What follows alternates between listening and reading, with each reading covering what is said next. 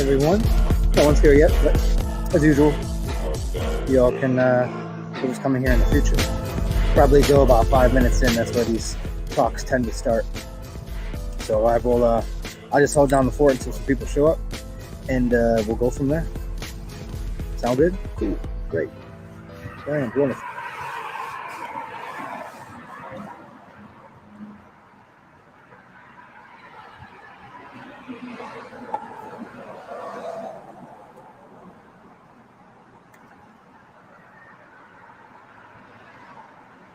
What up, Daniel Drury?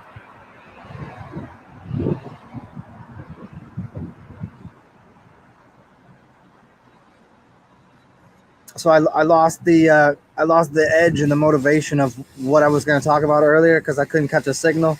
So I'll just save that talk, whatever it was going to be about, for whenever it hits me again. But I figured I wanted to get a little bit more online again, so the newer followers of my work can jump on here and see if we can't find some new people that have questions and ideas and want a little inlet into the mind of the czar. What up, Kia? What up, Super Champion Rocker and Illumis? So I figured what I would do is just jump on here, and if something tickles my anus and I feel like saying something funny, I'll say it. And if you all got something you want to know, let me know. What do you want to talk about? Where you want to go with this? I mean, I was gonna do something on Valentine's Day and Ash Wednesday and this other Indian holiday, but nah. What up, Joseph Lapiana? What up, Ernstins?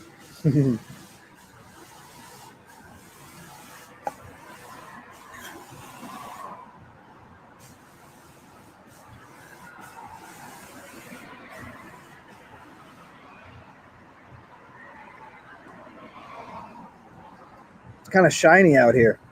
It hasn't been very sunny lately, so I haven't been doing much sun gazing at all. And this, basically the whole winter, I've been kind of just up in the house. I haven't really been out doing things, so the shiny sun is kind of glary on my eyes. So I kind of got to get in the cut over here for springtime, staring into the abyss of the sun.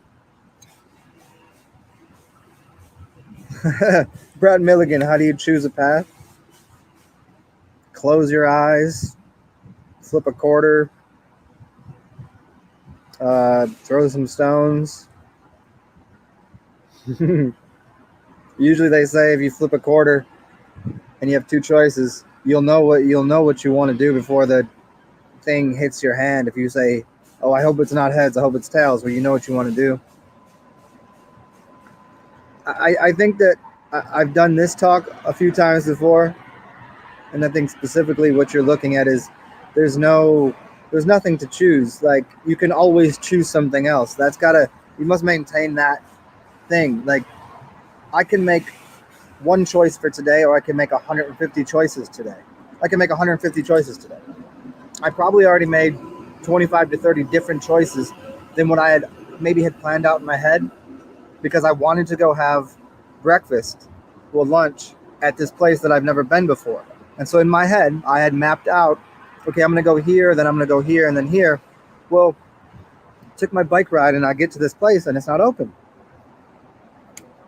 So my choice didn't hold up. The what I required, because I didn't plan ahead, or because I didn't, as I usually do, I don't make too many little notations. I didn't make the phone call and do all the things to make sure the place was open, and so I made a new choice. You're always granted in every moment an opportunity to make another choice, always. So I don't think it's too much to be. Don't be too caught up in making a right or wrong choice about anything. Because if it doesn't seem to be serving you, you'll know it quickly, and you'll go do something else.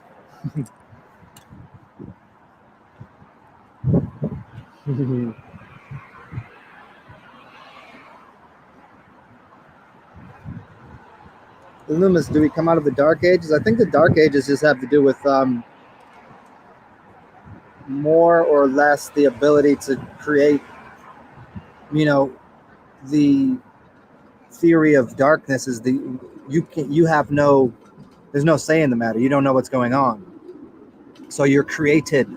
This is the thing that happens where people like to believe in a creator, so therefore they're created, but they don't think they're a creator. So they're in a dark age. You're in a dark age if you think you're created, and you have to come to the point of believing you're the creator.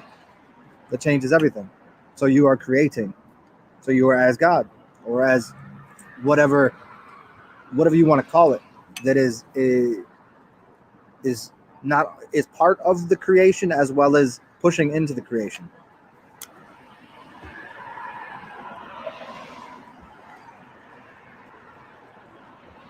What sign is more powerful, Kia, to stare at? Probably one that you've made yourself. Although I do think that the Ankh is probably, I would say, the least powerful to stare at. I would say the spiral or the flower of life would be the more correct. The flower of life is this way, is an expansive thing that you see the creation happening expansive, and a spiral usually takes you into a focal point. So I think they give you two opposite ideas, both in a creative vessel. Like you're focusing in on a spiral, hypnosis right there in the middle, versus the flower of life. It's showing you the creation aspect. So I think those two have the most power, or your own symbol, because you're more interested in your own symbol that you've created. And interestingly enough, I've just created a really awesome tattoo that I want to do very, very soon.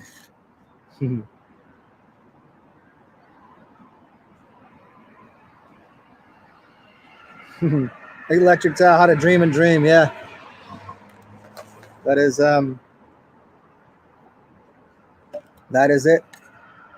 I'm in your dream, you're in my dream, and we fold them into each other. And some people are the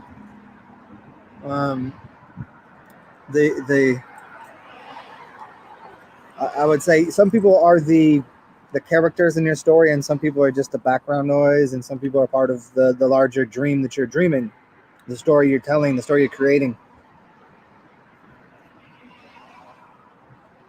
Kia, you dreamt about two suns. That's fun. I've had many dreams of multiple suns and multiple moons. Yeah, the sun one is a lot of fun. And I was like pointing it out to someone, and they just wouldn't look. I was like, "Do you see? There's two suns right there," and they wouldn't look.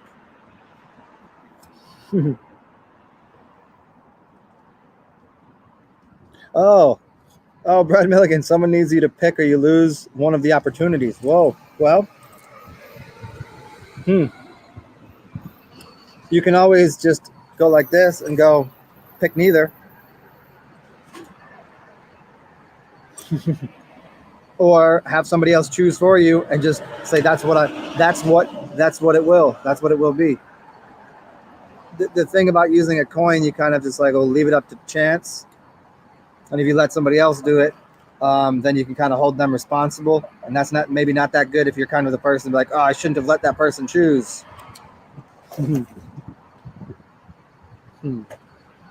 What's up, my man? How you doing? Okay is better than no good. Yeah. We're getting better and better. Getting better and better. Beautiful. Telling the blessing is coming and the devils are out. Good. So big money coming and the broke people are getting mad. Good. Somebody's gonna be mad, somebody's gonna be happy. That's what I've learned. Yeah. Just stay the happy one. I would love to be the happy one. That's why I learned how to walk away from stuff. Good, man. And how to put stuff on videotape instead of me just handling it myself and not have no evidence. Mm-hmm.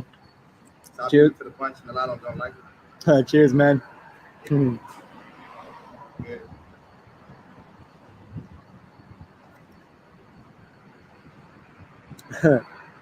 That's what, Kia. That's so funny. You just said that. A person I was just talking to was talking about that. Well, interesting number. So that would come out to 6 would be that number. 6 is the number. 3 6s and 9s, huh? I wonder if you went through all the lottery numbers and seen what they boiled down to.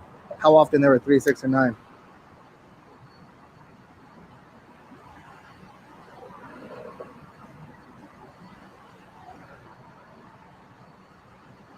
Joseph Lampiano, I don't give that any credibility whatsoever. It's not. It's not my reality. I don't. I don't.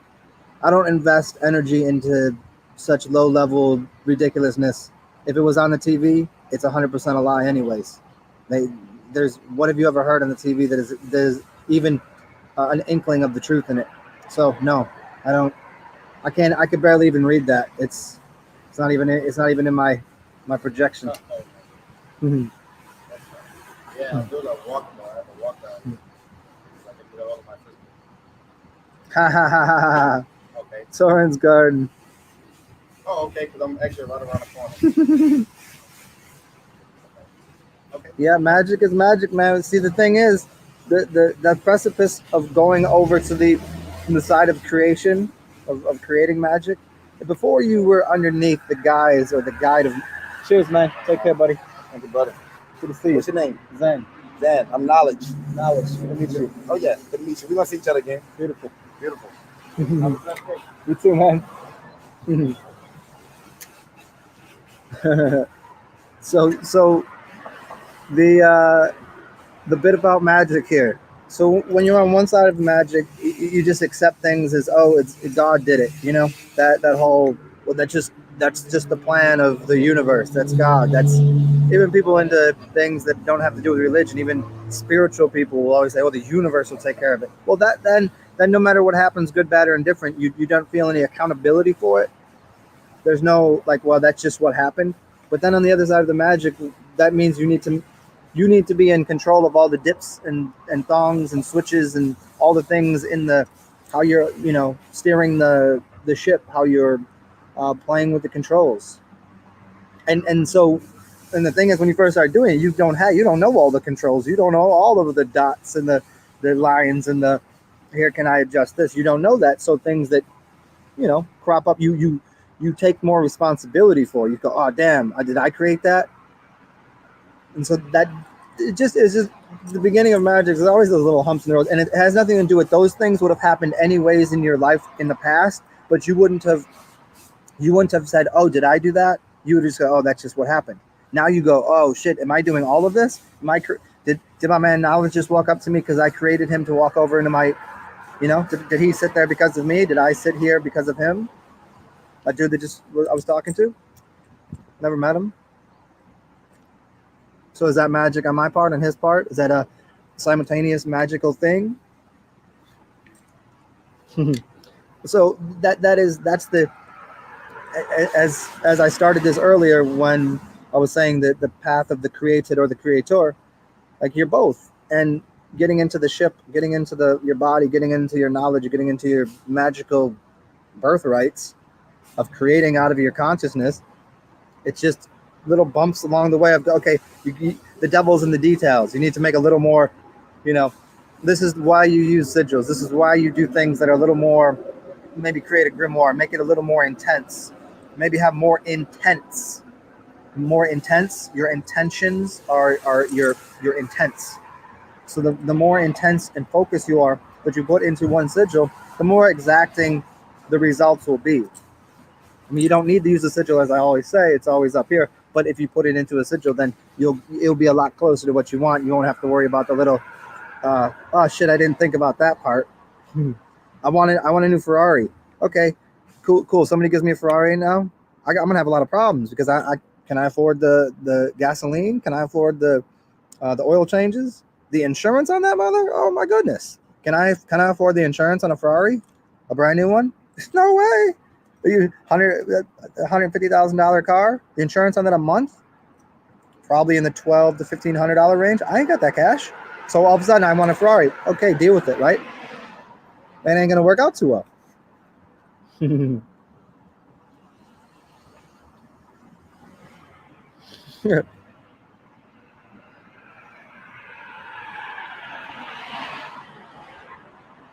Soren, what do I think you feel guilty about? Well, I would say the beginning that you said, you've created who I am today. I am not your creator. I just gave you, I gave you the capacity to create yourself. What do you feel guilty about? I don't know.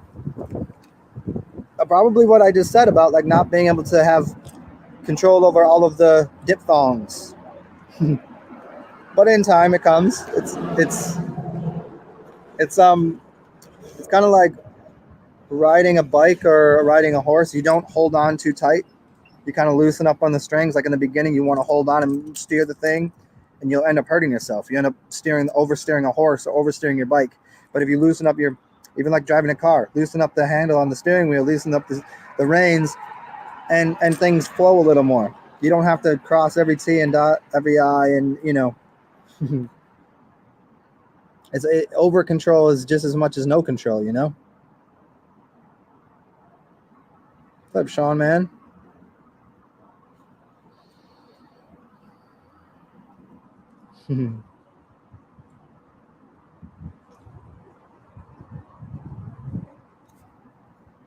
Yeah, and since the thoughts manifesting more quickly, that always happens when you're cleaner. It happens in certain cycles based on the sun and the moon. It happens intention focus. It happens because of, we could get into the 100th monkey kind of thing. More people are aware, more people being aware, just that alone of anything. More people are aware that the earth is flat and these institutions are just false, right? So that alone, people start to build up energy and power of their own, realizing these institutions aren't going to be around that much longer because they serve no purpose. There is no purpose for NASA. There is no purpose other than to create conflict, and nobody wants conflict. So if everybody knew, like people out here always like, oh, like, do you think NASA's going to come on and be like, oh yeah, I'm sorry, you know what, we didn't go to the moon. There's no shit out there. They're not going to do that. They're going to fade away somehow, some way, but like they have no purpose. So now people, they don't have the stars to look at anymore. They don't have Hollywood to look at anymore. They meads go away, and all of a sudden they become the mead. They become their own media, as was said in the Stanley Kubrick's work and the work that was done by the Sync book. These guys that created the Sync book, and they made a video about Back to the Future, 9/11, and Stanley Kubrick, and they used a lot of ideas about touching the screen, touching this right here, that the method of the media is inside of the, like, we have the same capacity as all other media sources now. So we're holding the same staff of energy that any other person that has power or providence over any media device, any other institution. Yeah, they can control it in a certain way, but now you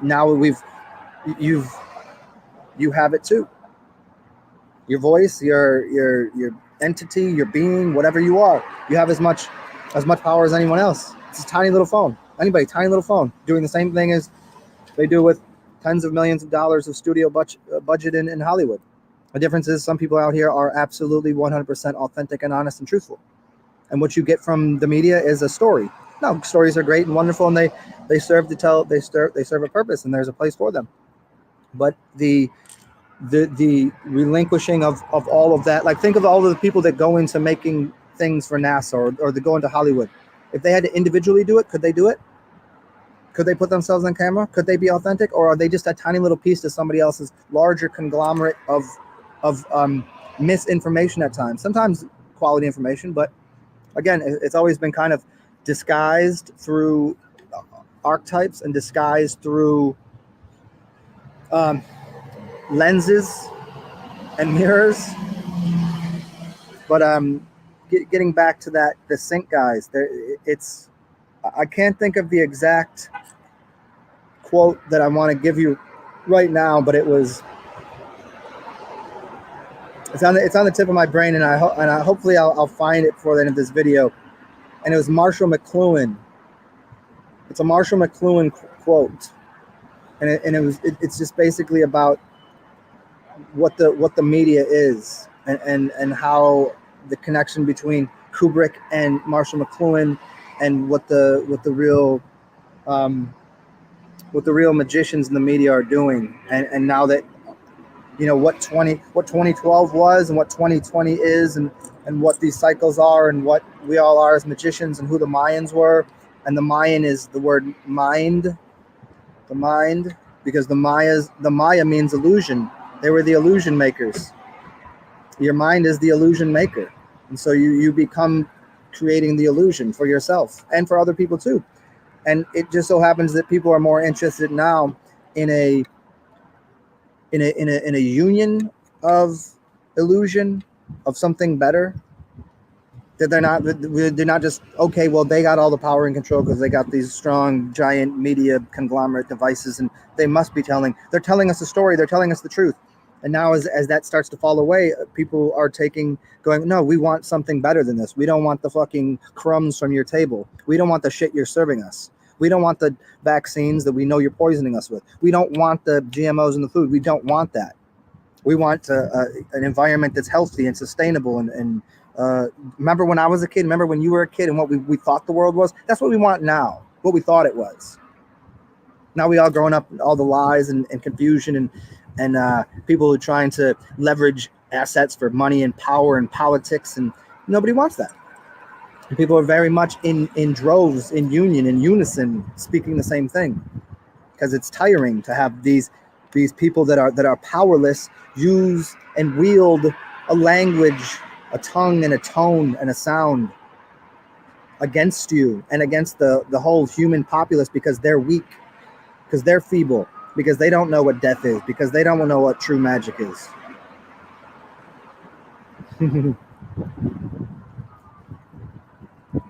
What up, John Scarborough? Torn Garden, that's a great question. Should I trust myself? How can I tell if it's intuition and projection from someone else, or if it's trick or it's paranoia? Yeah, that's a very, very good question, and that is the initial birthing sufferings of magic and of life in general. Really, it's I've been eating all of this food, and I know it's doing a number on my gut. This is what you say. And you're supposed to have gut intuition. You're supposed to have a feeling in your gut, but your gut is full of shit. So can you trust your gut?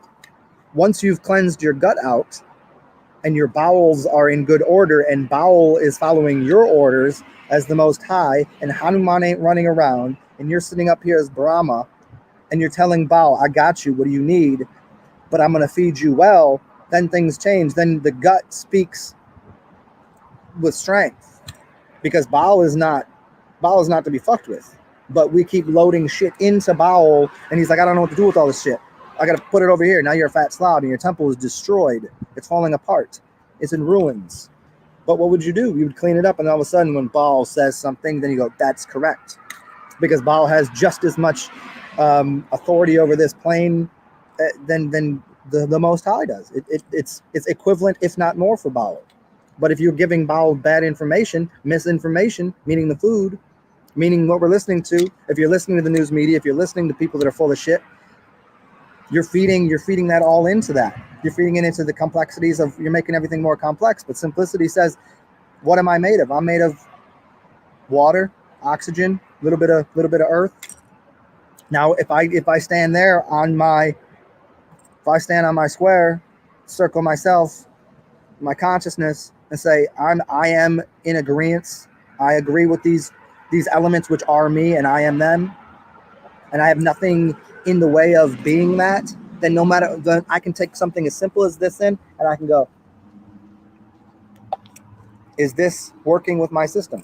How do you like that bowel? How do you like that mind? How do you like that system?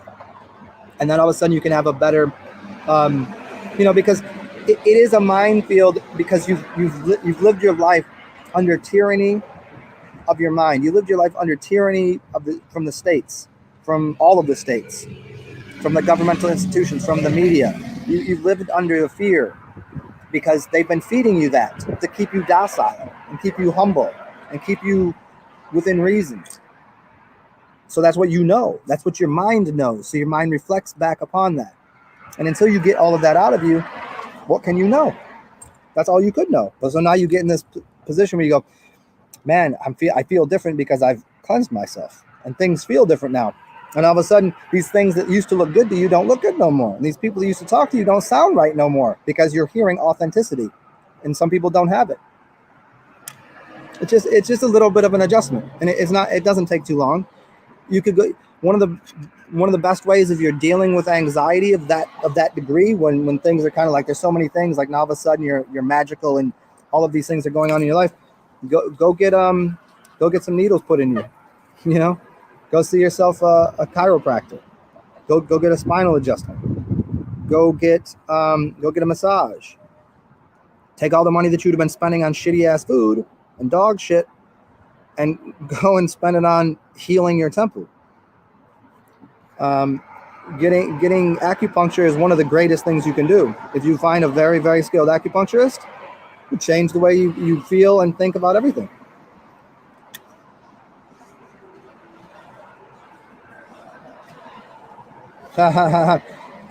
You like that, huh? He was very familiar to me, Brand Zen. I've seen him before. I'm pretty sure I've met him before and had a conversation with him somewhere in the various, not like in another lifetime like that, but like, you know, I've lived here long enough. Dips and dongs and dip dongs. What up, Dong Cheetle? I probably said dongs because of you.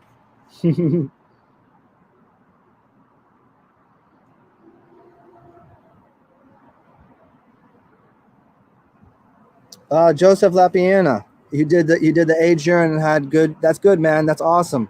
It does a number. It does for sure.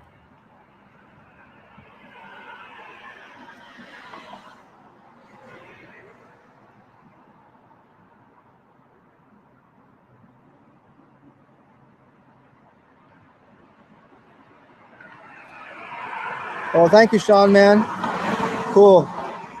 Yeah, I don't think you can, if you had written it down somewhere else and try to put it into the box here, I don't think it lets you. I think that's just something that, so people can't spam on YouTube. I think that's how that works.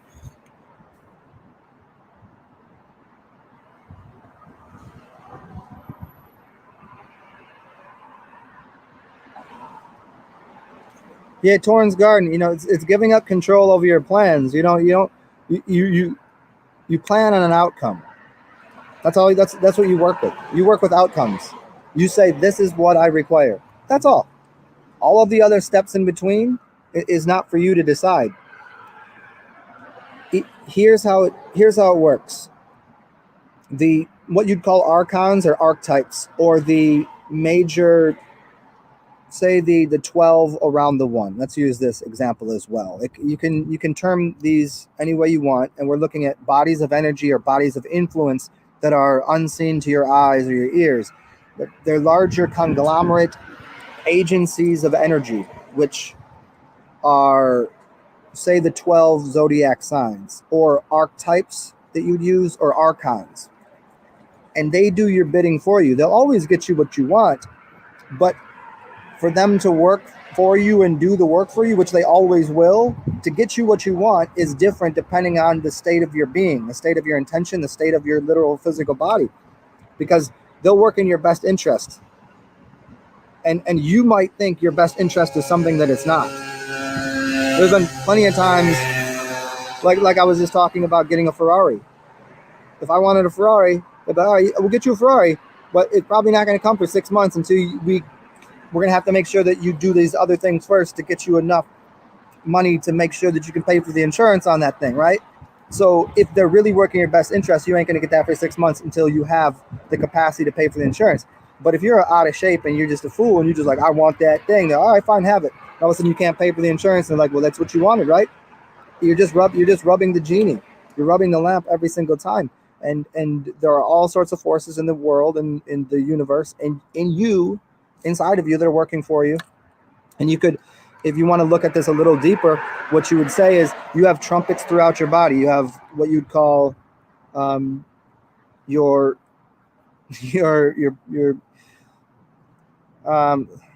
let's do it. Like we could use the word liver. We could use gallbladder.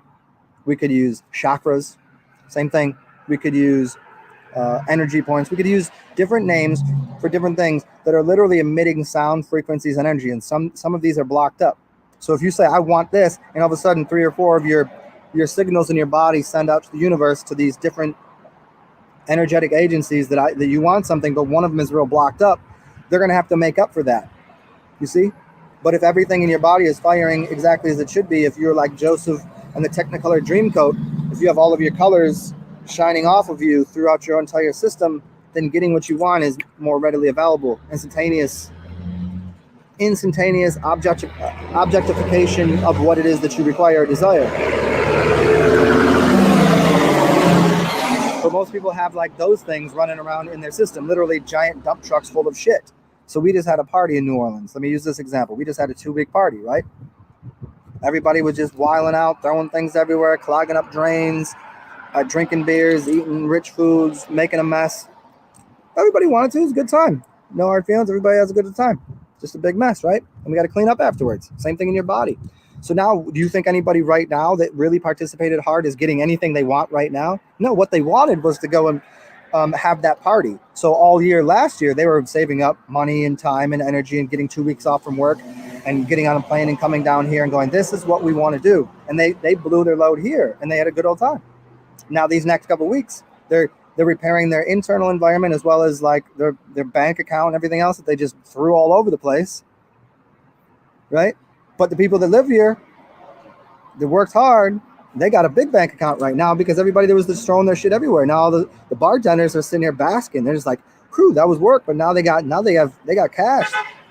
They got whatever they want, right? So the timeline is a little different. The influx of energy and their systems work differently. They're working all day. They didn't have time to go out and party. Some of these bartenders are in a lot better shape right now today than the people that came down here and partied. Simple philosophy, simple energetic system. Using money to explain the same exact thing as what's going on in your body by just using your brain to say, this is what I emit and what I want and I desire. And then the universe provides for you in such a way. Just by cleaning up your internal environment, these things happen faster. But again, as I've always put out there, when you start to do that, you better hold on to the reins a little closer because you can't just have some wild ass thoughts. You better, let's get that back in order. Get those thoughts back in order because didn't you say you wanted that? No. No, I didn't want that. Okay. All right, cool. You know, that's what they do. I thought we were all on board here. Is that what you wanted? That's why the meditation is so very much more important. That time alone, the introversion and introspection, sitting and doing nothing, not doing nothing, but sitting and adjusting and controlling your thoughts so that when you walk out into the universe, into this big space, everything lines up the way that you want it. But most people, what do they say? The woman comes to this yogi master, says, man, nothing's happening in my life the way I want it. And, I'm stressed out, whatever. The yogi says, go and meditate for an hour. She goes, I don't have time to meditate for an hour. He goes, okay, then meditate for 2 hours. So everybody is extroverted, but I think very long and hard about what rewards they're getting from that. By being more introverted, you can more correctly assess what it is that you do require.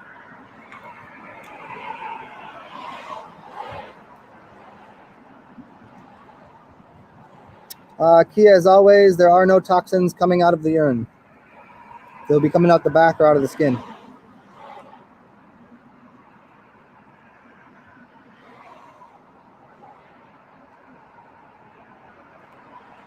Daniel Drury, I mean, I think exercise in and of itself is just a great thing to do.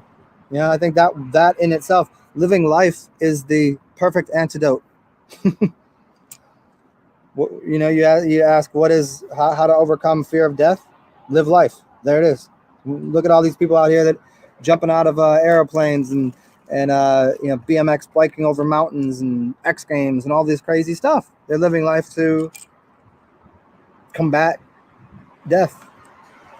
I mean, that's one way to do it, but at a higher stage of understanding, like there is no separation. So there's not anything to combat. There's nothing to do. You just do whatever you want.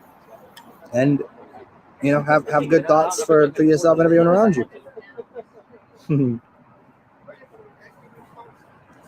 Torin, how can you tell if you aren't an archon? I don't know. I don't know how to tell if you are. I don't tell if you aren't.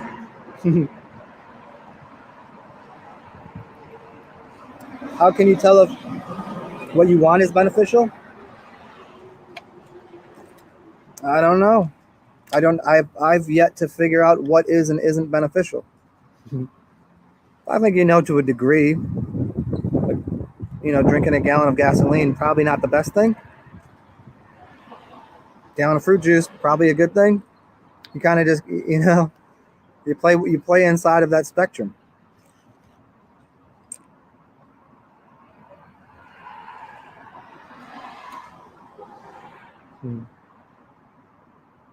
Yeah, Ruben, what's going on, man? The sediment you leave at the bottom. Whatever's left in the jug at the bottom. A lot of people say that is the gold, the monoatomic gold.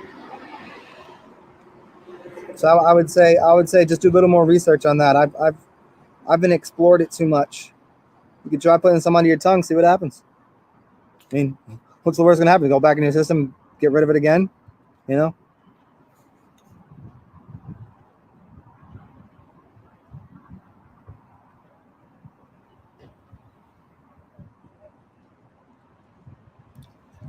Cam, do I think it's awesome and high level to drink urine, lemon, espresso, ghee, and tea all day? I've done that plenty of times. Sometimes it's very beneficial for me. Sometimes, it really, again, it's that environment versus how much impact you want to have on the environment. If it seems to work with your system and it seems to be helping you, then sure, then that's all you can really. That's what you can work with. Some people that might not work with.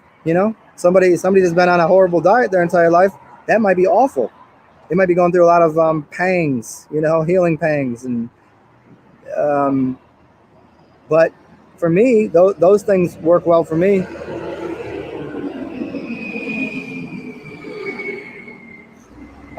What else would I recommend to throw into that equation?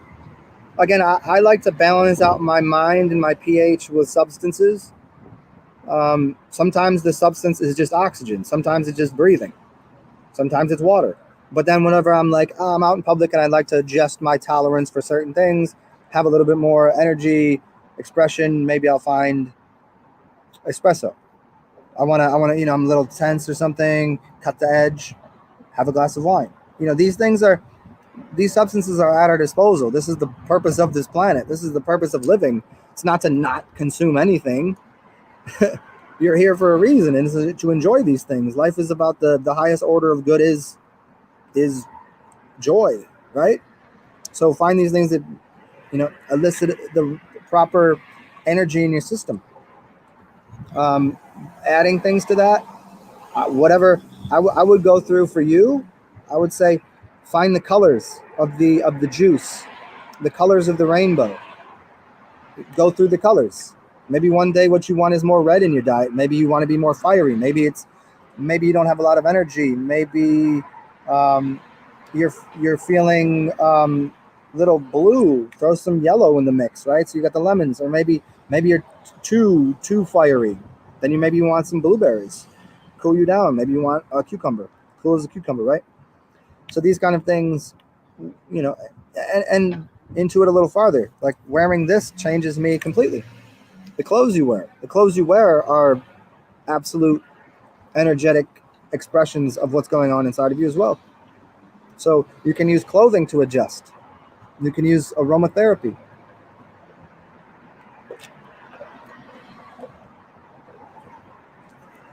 Like, I don't know what your normal standard deviation of mental anxieties and preferences and things are. I don't know that, so it'd be hard for me to say, hey, drink more coffee, because that, for some people that might be awful. I don't do well with coffee. I don't like coffee. I like espresso here and there for sure. If I'm drinking espresso, I might have a cigar. I like the balance of that. Makes me contemplative and gives me a little bit of energy in the mind.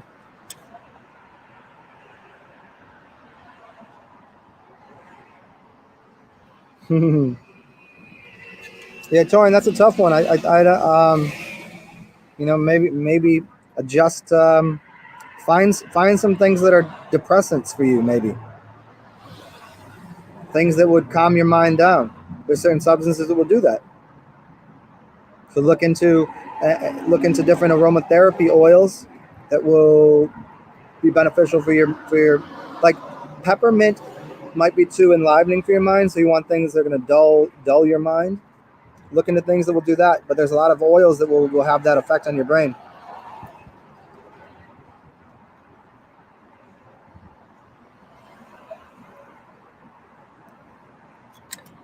Kia, is it bad to cut off a family member because you don't like their energy and you choose to preserve your peace? Like, who are you, the family you're born with? Why are they born with them? I don't think there's anything wrong or at all whatsoever. Anything that is getting in the way of you being complete and healthy and holistic yourself, you have to. I've eliminated lots of people and things and ideas and from my life. Sometimes it's, obviously it's a little bit like, well, that sucks. But I mean, the kind of person I am right now, you have no idea what I would be like. And I have no idea, but I have my guesses of what I would be like if I was near the people that raised me. It wouldn't be a good look. I'll put it that way. There's good people, there's shitty people. It just is such. You can't help everyone and not everyone can help you. That's the holistic thing. You just have to be whatever you are, and things that get in the way of that, move it out the way. Go over it, around it, move it, what you got to do. It doesn't matter if it's a person or an idea or a physical object. There's things going to help you become yourself and assist you in your whatever your quest is, whatever your path is, and there's things that will ruin it. Family means not a damn thing, and everyone is my family, but there's family members that I'm not really interested in hanging out with. There's people that I'll meet in the streets that I'd more hang out with. There's people on the streets I don't like. It's preference. Always back to that. It's not judgment, it's preference. I don't prefer this right now.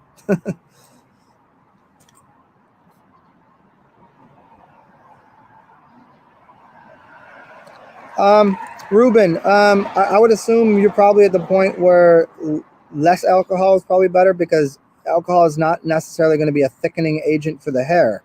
I think beer is a good idea because it has some vitamin and nutrition in it. But from the other alchemical level of using, say, vodka or whatever, that's more cleansative, and it's not going to be, unless you're putting something in it as a delivery system. But that's going to dry things out and thin blood, right? So you'd want to be offering your hair and your system silica and things like this. So maybe you'd find silica in a vodka substrate. Maybe you'd find like a tincture of it, or other things that would be helpful to the hair. But I don't think just straight off the, just adding alcohol is going to have any benefit for that specific thing. It's going to be far more drying, and again, people have different constituents to their body. You have your hot, cold, you have the four humors: hot and cold, and wet and dry. And so it depends, but it depends on that. You probably want something wet and cold for the hair. And guys, my phone is almost toast here. I only got like 5% left, so. Lemon juice is not going to harm your digestive system on an empty stomach, Cam. I don't know that espresso would either. Most people, most cultures, they wake up and have a cup of espresso. That's breakfast. Just like a beer is breakfast. A good beer, a good breakfast stout. Why do you think they call it breakfast stout? It's supposed to be a breakfast. It's liquid bread. It's bread without all of the bullshit that you don't need in bread.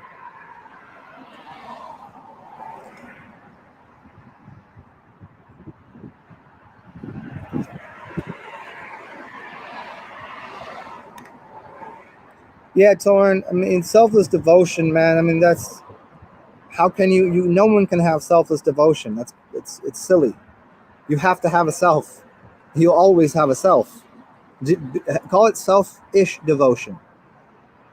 Because I've done many talks on this, and you can look through them. Some probably have the label of selfishness and if I can you look through them, if you can find them, there's a couple that have the title. It'll be right in the title. It'll be something about this. But the idea is like, how can you help anyone else if you can't help yourself? If your temple's a mess and a wreck, how do you plan to help anyone? If you can't think to the highest level, how could you instruct anyone? If you can't pick up a heavy object, how do you expect to help somebody move a car that's in the way? You know what I mean? And so you should be more infatuated with helping yourself primarily. First off, you have to. But then after that, then the world is like, then it's easy. It's easy to help people. It's easy to assist people.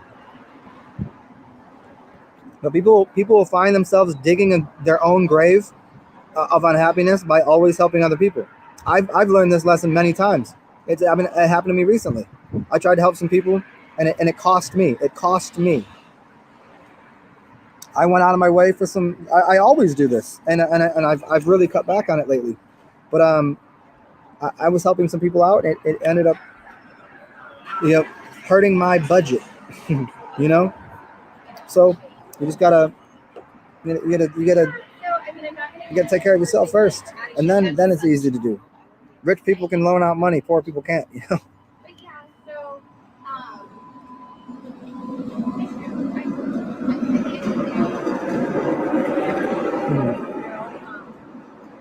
That's awesome, Cam. Yeah, I mean that's whenever I'm doing well and I'm consuming the least amount of things and just getting the correct substances in my body. That's pretty similar. Distilled water, juice, urine, tea, espresso here and there. Yeah, that's a pretty lemon juice. Yeah.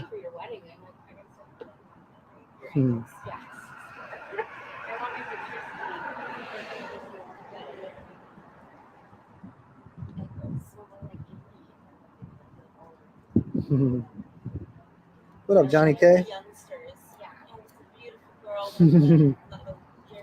Yeah, try Torin. Try breathing more, nostril breathing. Breathe in here and out of the mouth. Cycle the energy down into the body. And the pattern, a good pattern for you would probably be 4 seconds in, hold it for 7 seconds, and breathe out for 8 seconds. That will really calm down and change, different levels of dopamine, serotonin, et cetera, in your brain, as well as oxygenate the brain and pull energy into your body. And if you're overthinking, you want the energy in your body. Other things you can do is just go do exercise, go work out, go run, go jog. And while you're running and jogging, breathe properly. Don't start to. So you're cycling the oxygen the correct way while you're doing your exercise.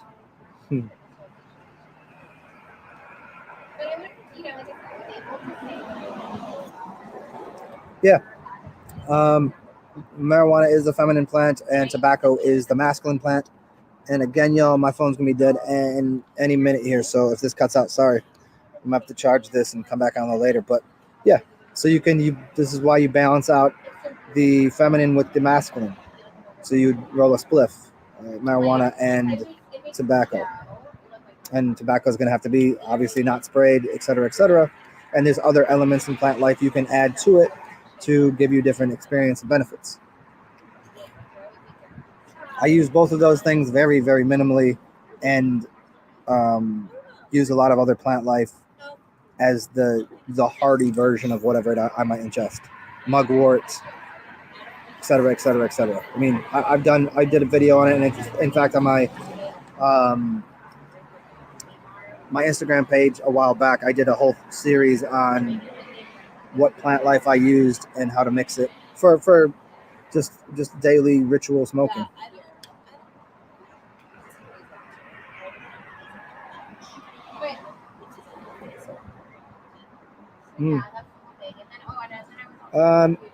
Dong Cheadle.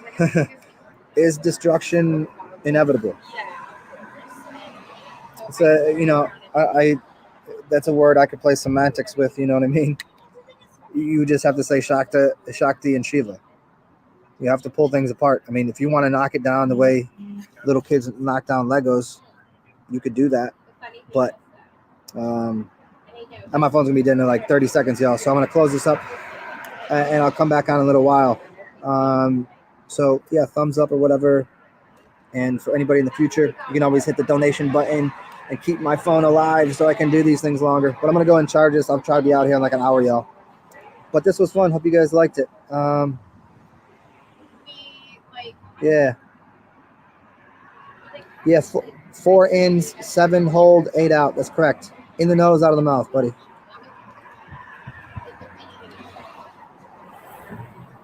Yeah, I'll see you guys in a little bit. Cheers, y'all.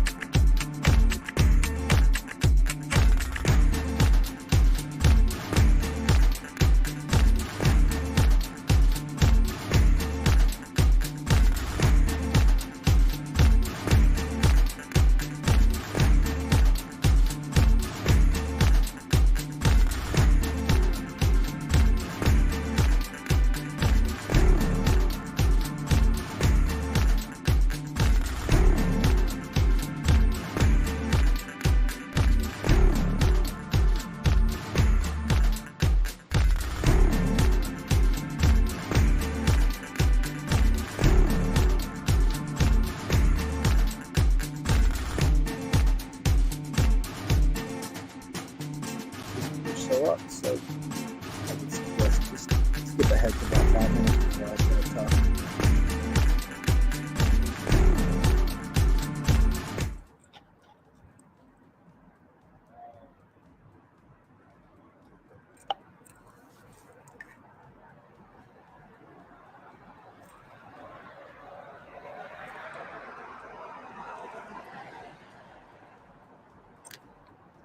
What's up, Mr. River Shaman?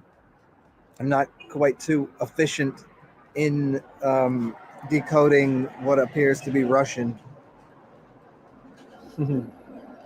What up, Eli Jen? How is New Orleans?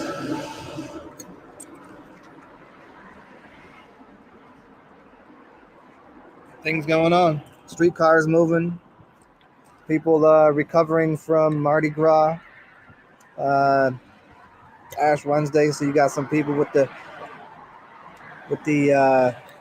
cross on their forehead, and you got Valentine's Day people going out tonight trying their luck, trying to find a lady, I guess. But it's as awesome as it always is.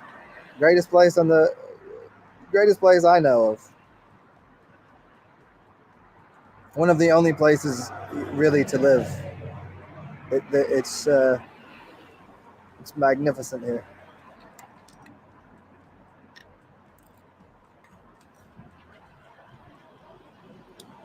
Fujiba 123, energy blockages in the head. Well, if it's just standard energy blockages, you could probably, if you're well hydrated to begin with, do some inversions. Get your feet above your head puts more water into your brain, just the pressure and the density of the water trying to, invert yourself. And that's one way of helping. Obviously, breathing patterns, one of the best ways to, uh, you'd probably want to get into, look at my videos on the different breathing patterns: beta, alpha, theta, delta.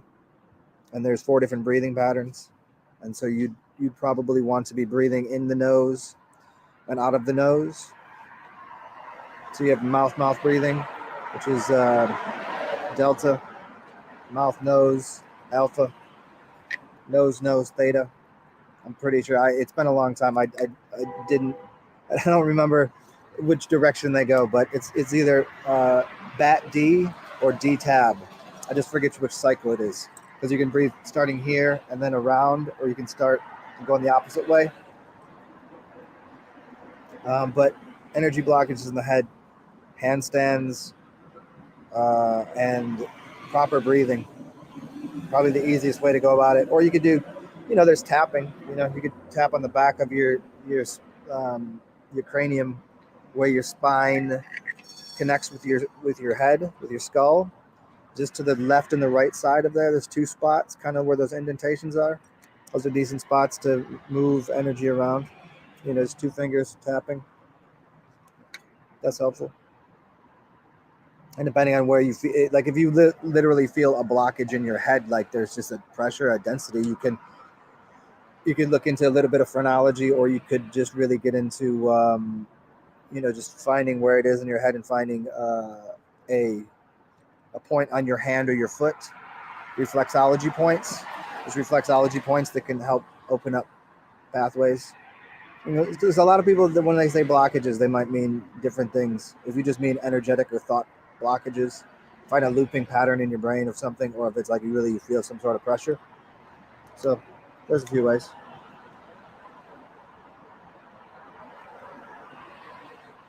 What's up, John Shore? Oh, and now that I got a few people on here, I think what I'd like to do for everybody here, because I know this to be a very common theme amongst people, and it's that when you receive information from a certain person, it might not have as much value as if you receive it from someone else. There's a lot of people that I'm close with, but because they know me and my entire personality, whenever I say very profound, engaging, wise things, they can't accept it or chew on it and digest it in the same way that if it came from someone else. So I say this in this way to offer all of you, if you all have like family members or friends or that don't really listen to you, but you think maybe I'll put on a suit and tie, I'll be in my best behavior or whatever. If you think that there's ideas that you want to convey to them, either say, hey, can you listen to something? Will you do a live? I'll do a live video, and maybe I'll do it when it's, again, this is a little difficult to organize because people listen to me from all over the world, but probably a Saturday or a Sunday, I can do a video. I can kind of like be on here for a few hours, and you can say, hey, ask this dude whatever you want to know about health or well-being or magic or whatever it is that, obviously I'm pretty well versed in most anything. And so things that you can't quite say to people, or things that they might be interested in knowing about, or people that just maybe have just health problems, just things that they don't trust you, or they not trust you, but they won't buy what you're saying, because where would you hear that on the internet? How do you know? What do you know? I've seen you. I know what you're about. But so how people receive information could be the same information, but it can come from 20 different people, you know. But that one person, for whatever reason, the way that they speak, the way that they are, maybe it resonates with them. So I put this as an offering to anybody out here. If you want me to do a Saturday or Sunday evening, for me it would be evening. So for you guys, I'm just trying to figure out where everybody lives and try to organize something where I could probably do it like a Sunday midday, which would kind of encompass, and maybe it's morning for you, night for you, and if you all want me to, obviously, let me know. Hit me on the email, or even beneath here, let me know, or in one of my videos, let me know when would be a good time, or if you think that's a good idea, if you anybody in your life might need some assistance with something. So cool. River Shaman is just fancy letters.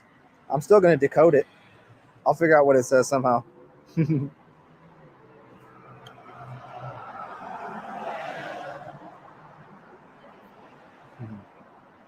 You've been seeing orbs in your vision that look like a pair of owl eyes. That's very interesting.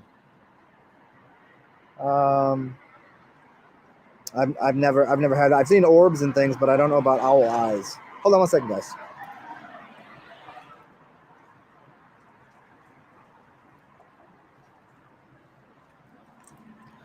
Little back crack.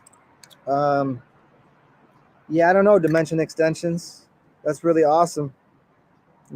Somebody might know more about that. One of my, if I do have any clairvoyant type things, it's not necessarily vision for me. It's more acoustic, or obviously just general sense or feeling, uh, empathic type things. Or in the dream world, I'm visually acute, but yeah, I've never had any of that here. Like seeing, I see orbs and I see things, see weird things from time to time, but yeah, I can't really go too far on that. What's up, Preston Boyd?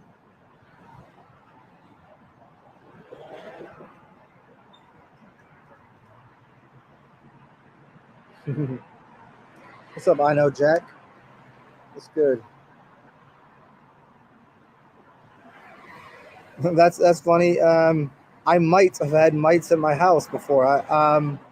If you, John Shore, if you look into um, bioacoustic resonance and things like this, like how in certain environments, certain energies will crop up and create what's around there. Like, whose work is it? This is Russian dude.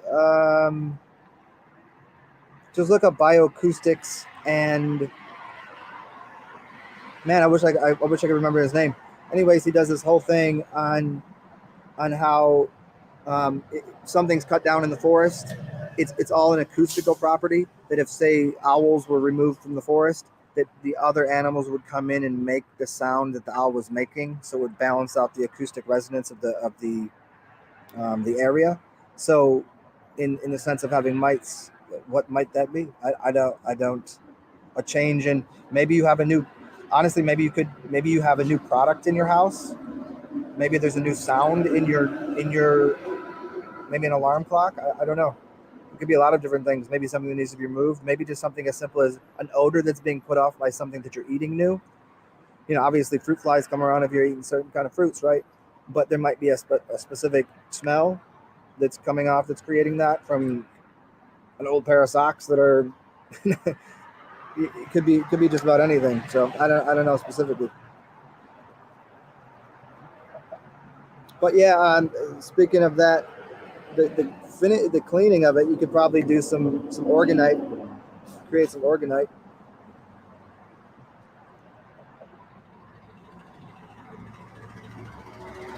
Yeah, River Shaman. That's what's up. Organite's fun stuff to play with, man. There's a lot of great. I done a few videos in the past on organite and pyramids, and check those out. You'll probably find some good information in there. Tips on quitting weed. I think anything is easy to exchange habits because really everything is about filling in gaps of habits. It's just trading something in. So trade it in for something else that would be better or more suitable for you.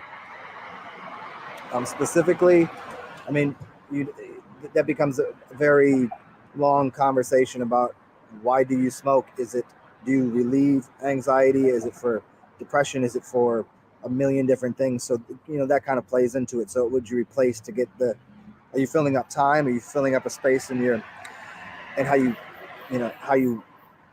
coordinate your energies throughout the day? So there's a lot of good, bad, and different. So that's a difficult one, but certainly the easiest thing to do is exchange it for something else. If that was 2 hours that you filled up by being high, what could you do in those 2 hours that you would find entertaining? Obviously, because you don't just stop doing something unless it's having a bad effect on you, right? It's like gambling. Gambling isn't a problem unless you're losing. So if it's getting in the way of your life, then trade it in for something that isn't. And I think the easiest way really would be urine therapy. I mean, just start drinking your piss. You'll get a much cleaner, high feeling, and you'll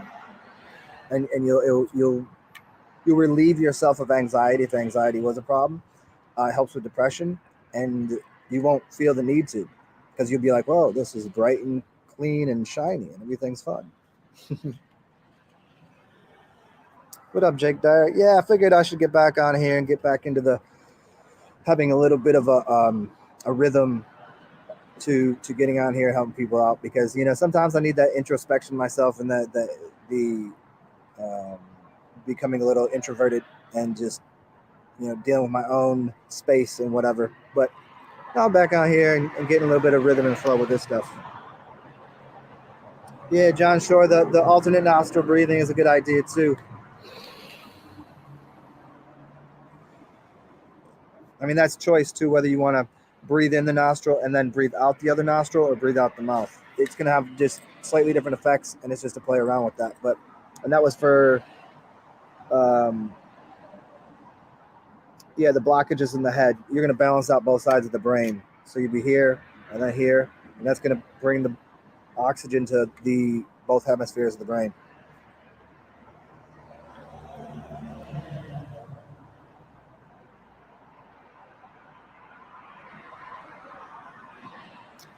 Soren, I don't really want to dig into all that right now, but um, I mean that's every Kevorkian with it. I mean everybody.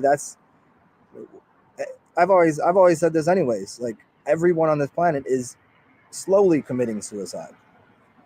We take habits that will um, take us to the grave. It's a slow suicide. Everybody ingests things that are taking away from their life and their life force, whether they know it or not. So I don't. That's a more specific. It's like a quick remedy for the solution of, because there's many other ways to fix that if that is the problem. Um, so I think it's just that most people think that everybody else is happy. So just to go a little deeper into this for you, I think that when you watch the TV or you turn on Instagram and you see everybody's like cute photos and, oh, this is what my life looks like. You don't know what that person's life looks like. That's why I try to give people as much of my like raw life. Like, this is what it looks like. Sometimes I'm not in good spirits and good mood. Sometimes I'm depressed. Sometimes I'm happy. Sometimes, and I think that when people come to realize that everybody that you think that you see little bits and pieces of that look so happy and perfect, that everybody's got their little barriers and hurdles and things that they think about that don't line up with what reality should be. And there's all sorts of these things. Everybody has this. So I mean, there's no one on this planet that hasn't dealt with depression or anxiety. There's no one. So I think getting people to that place, I think it gets them out of the only solution is this. There's multiple solutions for everything, and there's but as far as what you're asking, do I feel that actions are for the benefit of the species? I mean, look, I would say simply look into other creatures, other animals. Do any of them do that? But then again, do they have the systems in place that we do that are kind of foisting, leveraging energy against a grand populace? There's a lot of things that go into that, and I think the thing to combat that is a more understanding of what life is and what all of the obstacles are, and having a general curiosity and not thinking that everything is as evil as it's shown to you on TV, because I highly doubt things are as bad as people like to complain about and put forth. And so you just got to get into the little crevices and find people that are actually talking some other things to get people out of that mindset. I mean, everybody's had those thoughts. Everybody's wanting to, like, I'm getting out of this game. This is stupid. I think it's just about changing little bits and pieces in your life to more align to what it is that you really want, whatever that is. And it's not that people don't want life; they don't want the experience that they're having. And there's little steps to get out of experiences that you're having.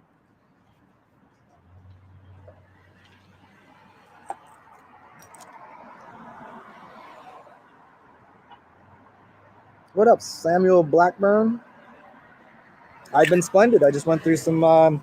Funny enough that Torrin was just asking about this. I went through a bunch of depression just recently, a bunch of healing mechanisms in depression. I did a bunch of fasting. Fasting brings up and crops up emotional residues and a bunch of other things that it was introversion for me. Like, it wasn't something that, like, I'm not going to put that out there. Like, here, you guys want to watch me deal with depression? Like, that's not, sometimes it's helpful. I've done those videos for people, but for me, it was more of an introspective journey of just isolating myself and being into my own little space. And so that's helpful for a lot of people too. If they understood, you know, how to meditate, how to deal with residual mental paradigms that crop up. That's really what depression is. It's the mind's desire to grasp something from the past. That's depression. And anxiety is the mind trying to get something in the future that isn't here. But in the real world, the past and the future don't exist. And getting people to realize that is that's the main goal of everyone all the time. How do we live? We live in the gift, which is the present moment. And so when we start to include in a little more to language, so some people, they find it enjoyable to listen to other people speak or to read something or to find a curiosity of how the language works. That's one of the things that I've always enjoyed, getting into little nooks and crannies of what language really is, and underneath it, is there more of a code here? Is there more of a journey? Is there more to this?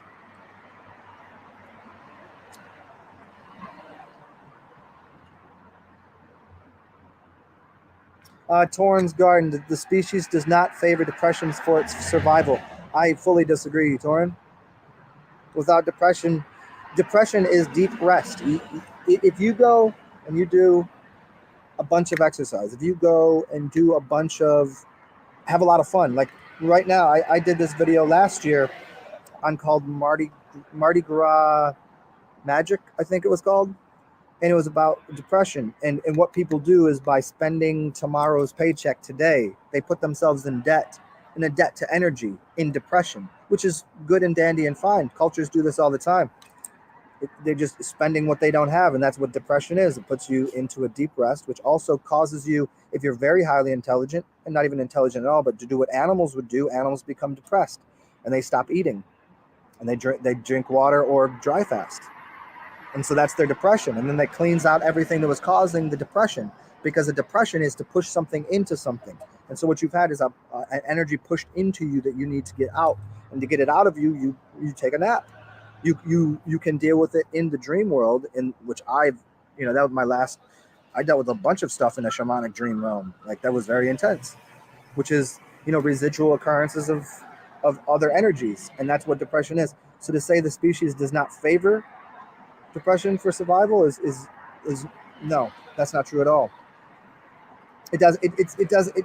I'm not saying that we should be depressed as a species, but it is a natural occurrence that occurs everywhere. But it's just an overextending of energy, which we all have the capacity to do, and we've all done at times. So we all have experienced that. Now, to balance that out and live harmoniously in every single moment, there's, like I say, there's 0.00001% of people doing that. It's the task of all tasks. It's fun trying to get there, but no, depression is part of life, and it's getting out of that and not putting yourself in that by not overextending yourself all the time. But you'll find your times that, like, it was worth. You ever have that great night the next day when you have a hangover? The hangover was worth the nights you had. In 2 days away, like, if yesterday I had a good day and today I'm depressed, 2 days from now, what's going to be more impressed upon my consciousness? The fact that I had a hangover, the fact that I had a glorious, wonderful night, or maybe I helped somebody or whatever. So that's an indentation or depression upon my soul.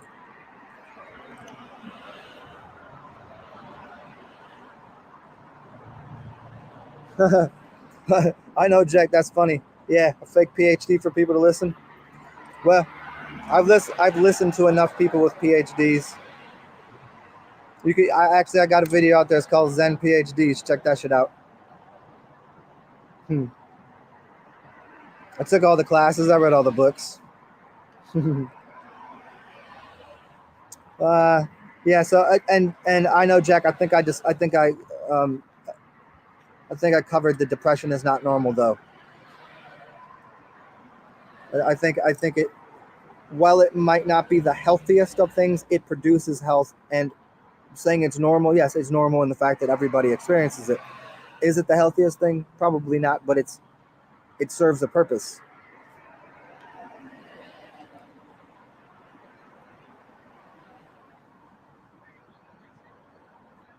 Um, Torin, awesome question. The elements represented as certain fingers, but some of them are different. Yeah, they come from different philosophies and different teachings from. Um, but certainly this is, if you look into the charts about energy, where energy is running, those are going to be the real ones. Find people that do acupuncture. That's those charts are universal. So that's the way it should be looked at. If this finger is lining up with my thymus, and that's what it's for. You know, you can fix a problem with a headache by pushing here. It's obviously linked. It's holographic representation. To make your own, I don't think you'd be able to reprogram your body that quickly because you already have the perfected system within the body that everything already lines up. So I would go and use proper reflexology charts and not go into some sort of, um, especially when there's contradicting wisdom, because the one chart of how the body's meridians works, that's the right one. And I would go from there. Yeah, and as we're still on this a little bit, yeah, bad nutrition and bad habits. Sure, Jack. That's what's up. I mean, that's bad nutrition. But here's the thing: is there's not too many people on this plane of existence that have any idea what nutrition means at all in any way. Getting right to it, we shouldn't be eating. We should be breathing. Maybe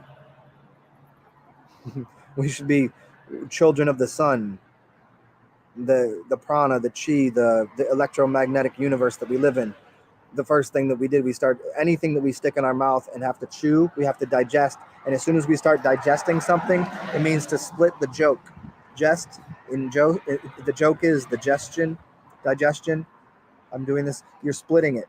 As soon as you do that, you've created what is coming out the back as shit and what you think is life force, which you already had to begin with, which was supplied to you through the sun and the electromagnetic universe that we were swimming around in.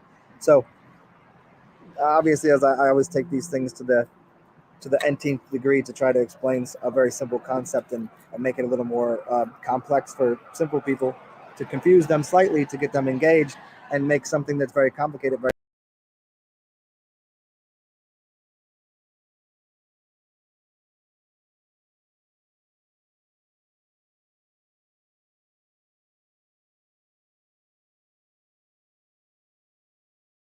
part of microdosing things.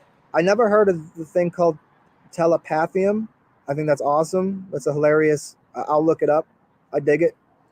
Um, Dude, feel free to put that underneath one of my other videos or just email me or whatever, because that sounds cool. I've never heard of telepathium, and obviously DMT is already existing in our person, but it's hard to get out when you get out of your little gland there when it's all beat up and tore up with all the junk we put in it. But I think yeah, it's microdosing is a great way to do anything. I think that's what life should be. You take a little bit of something and see what kind of effect it has onto you until it increases your capacity at whatever it is that you're looking to increase your capacity at. But I've never heard of that, but I dig it. Hmm.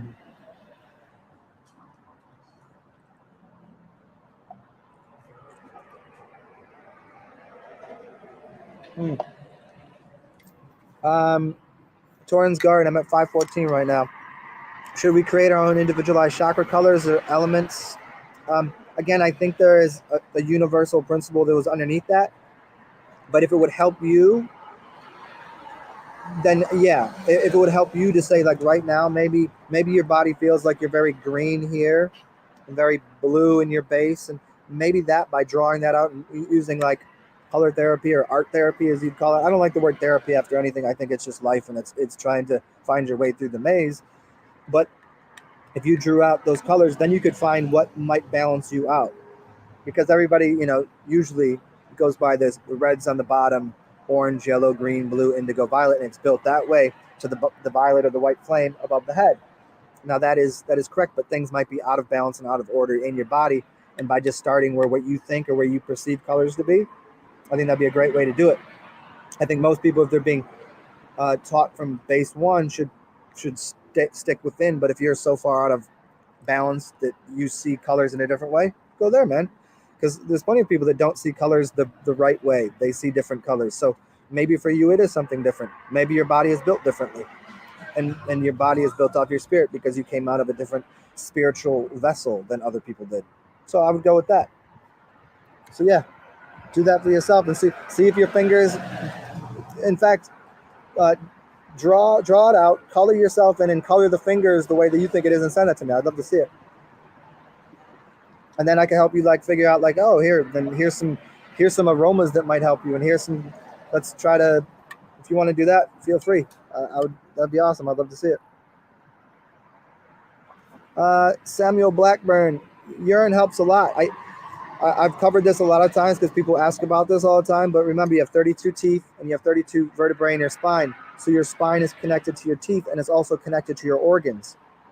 So we're getting into using acupuncture as well as getting your spine straightened, getting your back cracked. I stood up at the beginning. There's a crack in my back, right? Those are each one of those vertebrae connected to the teeth, and they're connected to your organs. So each organ, if you have a clogged organ, you can find a reflexology chart for your teeth and find out that like I'm missing a tooth here. I got a chipped tooth over here, and they're both connected to my liver. And so when I was a child, I had jaundice, and I had really like my blood was all fucked up and whatever. This was years and years ago, and so that backup in my liver and my gallbladder, those are the teeth that were fucked up in my head. After I figured out that's how it worked, I did a bunch of coffee enemas, and man, what came out of my liver and gallbladder like was insane. It was crazy. And since that, my teeth have felt better. Like I used to have pain, but the pain's gone. So like now, what happens after you get rid of the stagnant and the unusable energy, and you have an electrical charge plus the blood, because the blood is what's carrying the nutrition that will grow the tooth. Then you would start highlighting if you find what tooth or what teeth are not are chipped or not functioning correctly. So okay, this is connected to my kidneys. All of a sudden you fix your kidneys, and all of a sudden you have a good supply of blood, and you figure out what vertebrae in your spine it is. You find a connection there, and now you start feeding the kidneys. Now you're feeding your blood, which are then in turn feeding the nutrition to regrow the tooth, because the body wants to be in perfect order. The only thing we do is get in the way of it being in perfect order by putting things that are not assisting the body in creating itself again. And so more water, cleaner fluid, cleaner river, and then the things that will literally form the tooth, which really is electricity and magnetism and a bit of material. But so once we get into oxygen, water, electromagnetism, we can start to stimulate what's going on to regrow teeth. So hopefully that was helpful. And urine is obviously, urine has stem cells, so yeah, urine's going to be a great thing for that. Yeah. Fujiba. John Shore is a very high level magician. He's a master craftsman of these kind of things. I would definitely get at him for sure.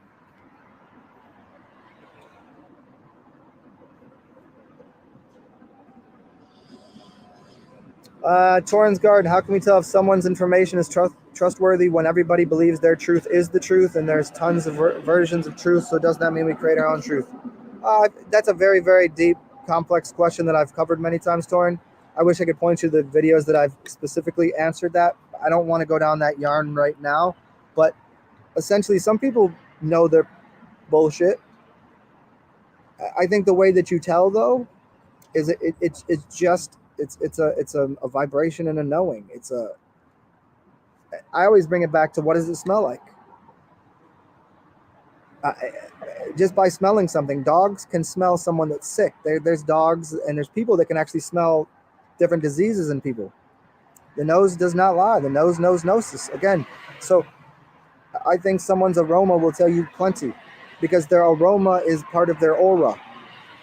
Their aroma and their aura is very much, pretty much the same thing. The smell that's coming off the body is enveloped in the casing of your auric field, which is your egg or your ego or your shell. So I know, and that's for you to jumble through. There's no way of knowing every time, but I think there's an instantaneous. I know when I walk by certain people, and I'll be like, oh, that person is awake, alive, and aware, and that's a real, that's a seeker. That's a Sikh. You know, the Indians, the Sikh. So I there's no real way you can. It's like I made this comment about the 48 Laws of Power, Robert Greene, great book, but it's showing you how to be inauthentic. You know, an artist, you can tell someone's artwork of what's good artwork and what isn't. It's the Zen and the art of motorcycle maintenance. It's knowing what quality is. There's no way of explaining it. There's no way, but you know it when you know it. And the only way you can really find out what the truth is when you've cleansed yourself. And once you have your level of truth, then everything else is reflective off of you. You become the living book, and no book really matters. And the only thing that will vibe with you is people that have the same tenacity for truth and wholeness and all of the things that you find worthy of life.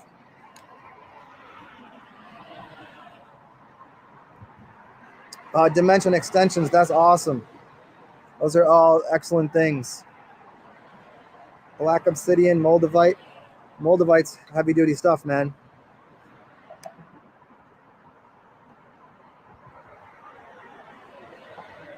Oh yeah, Torrin, just to finish that up, the peppermint oil.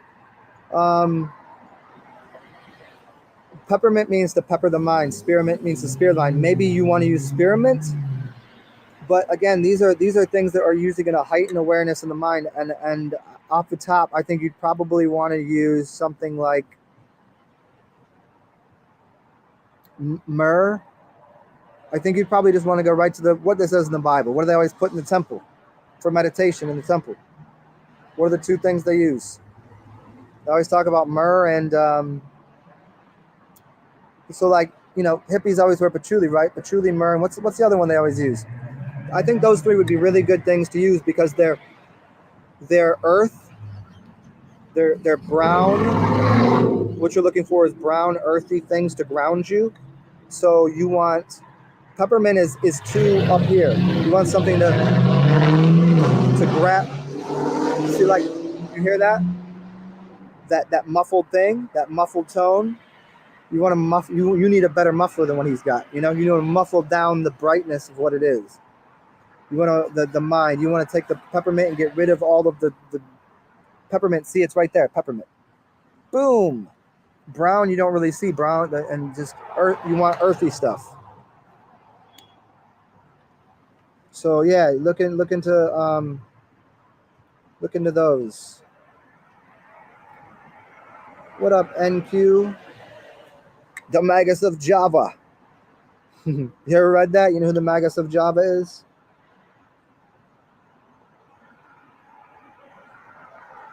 What's up, Tiger Strong?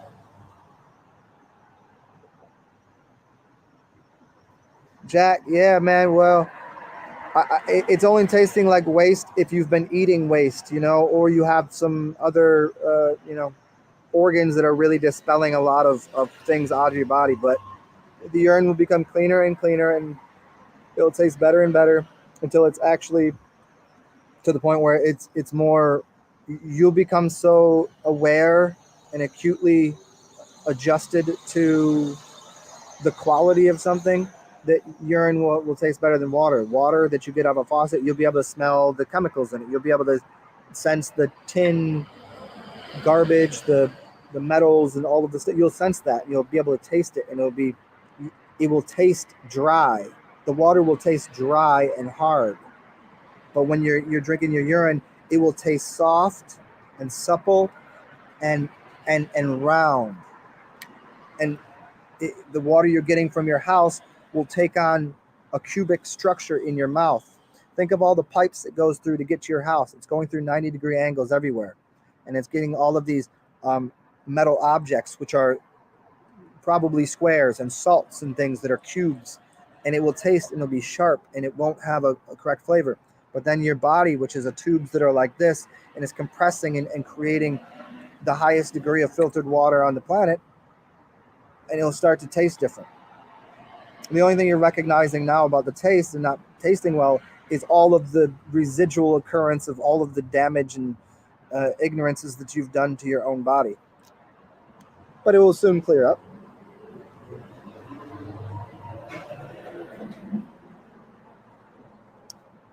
Torn, isn't all energy creative? No. Think about somebody that designs, an architect. That's a feminine creative thing, right? If you're a chef, it's feminine and creative. The line cooks and the people building that structure, they're masculine. You see, there's nothing creative in chop this cucumber into 1/8-inch slices, do that 50 times, and then do that. See, that energy is masculine. It's an orderly, a constructed rectilinear, here's how we accomplish this task. So no, not everything is creative. Some is exemplifying the masculine priority, which is accomplish said task. Feminine is create the matrix, create the world. Here's the birthing process. It's a big mess and it's everywhere. Man says must penetrate and create. This is how it's, and that's the, so it's why it's all for creation. Yes, at the end of the line, it's for creation, but the masculine concept is not of a creative endeavor. It's an order following. You see, militant things, military, army, organizations. The guy sitting on the top smoking a cigar, thinking of all the great ideas for the corporation. The people in the building are working different aspects of creative potential. Marketing is doing something different than the people that are selling something, that are doing something much different than the people that are working in a Henry Ford Model T. Here's the Model T, and here's how on this line we're going to produce this perfect car exactly the same every time. There's no creativity there.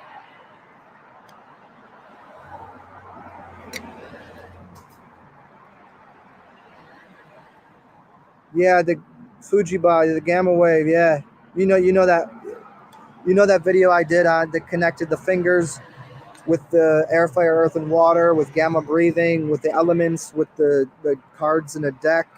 I did a very long one, and it's a whole chart that you can remember by using your fingers. Beta, alpha, theta, delta.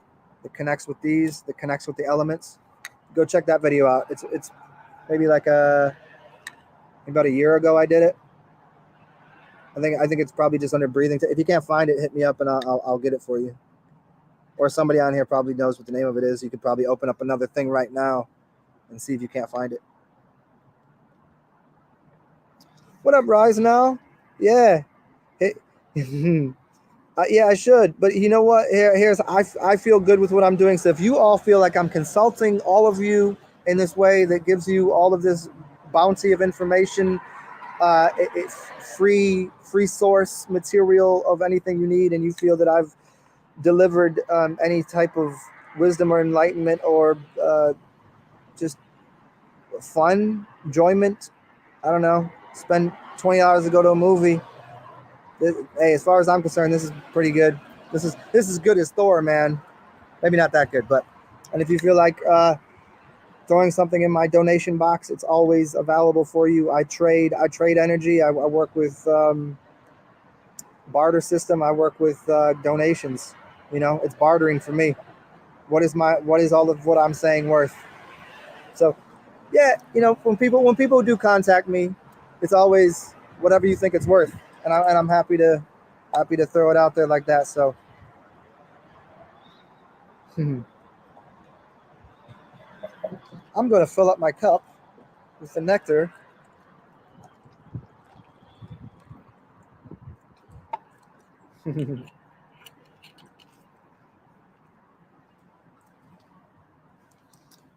UT through the nose. I've done it a few times. That's great for cleaning up the clogs that are actually in back here behind your sinuses in here. And a lot of people, it's funny. I've been talking to a couple of people. I noticed they sneeze. When people sneeze and they go, and they'll stop. They're literally pushing that into their sinuses, causing a lot of problems in their head, causing problems with their eyesight. I mean, you could blow your eyeball out. You can really, and so all of that mucus is getting stored up and collected, and basically the same thing that's happening in your bowels. That needs to be cleaned out with a warm urine neti pot. Drinking that up the nose, or doing almost a headstand and really cleaning that stuff out.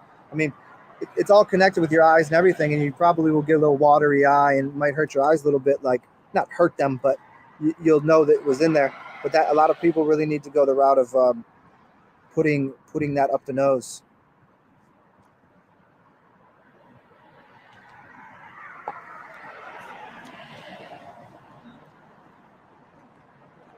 But yeah, Rise Now. If people want to donate, feel free, y'all. It helps me stay lucid and loose like a goose out here. Tiger Strong, how do you stop caring what people think about you? It's a $1 billion question right there. Maybe you should rephrase the question. Maybe start with that. No, start with this. Is that there? Can you read that one? Start with that. You probably can't read it, but it said En Lakesh. Means I'm another you, you're another me, we're all the same thing, right? Then would you care what you thought about yourself? And what is yourself? I mean, I always do it this way. If I'm talking to somebody one-on-one, there's a certain way I can be. But once there's more than 3 people that I'm talking to, then I cannot. I'm incapable, and so is everyone else, of saying what's going to make all 3 of those people like you. You can't do it. Even authenticity. Some people don't like authenticity. Some people don't like truth. If I'm authentic to myself and being exactly what I am, somebody's not going to like me for that. It's an acceptable thing. Like, there's not really many ways around it, other than the way you do that is to be more comfortable with yourself, and know that you have to go into every situation knowing, like, man, some of these people are just not going to enjoy what I am. There's no way of dealing with it. You find the greatest actors, find the greatest musicians, find the greatest hockey player, football player, find the whatever, poets. I don't like that. What you gonna do? Well, I found people that don't like I find these authors, or find some Alan Watts, and somebody got something funny to say about Alan Watts. I'm like, wow, that's really how hard people are trying to dislike something, just to be contrary to be contrary. People are often contrary just for the sake of it.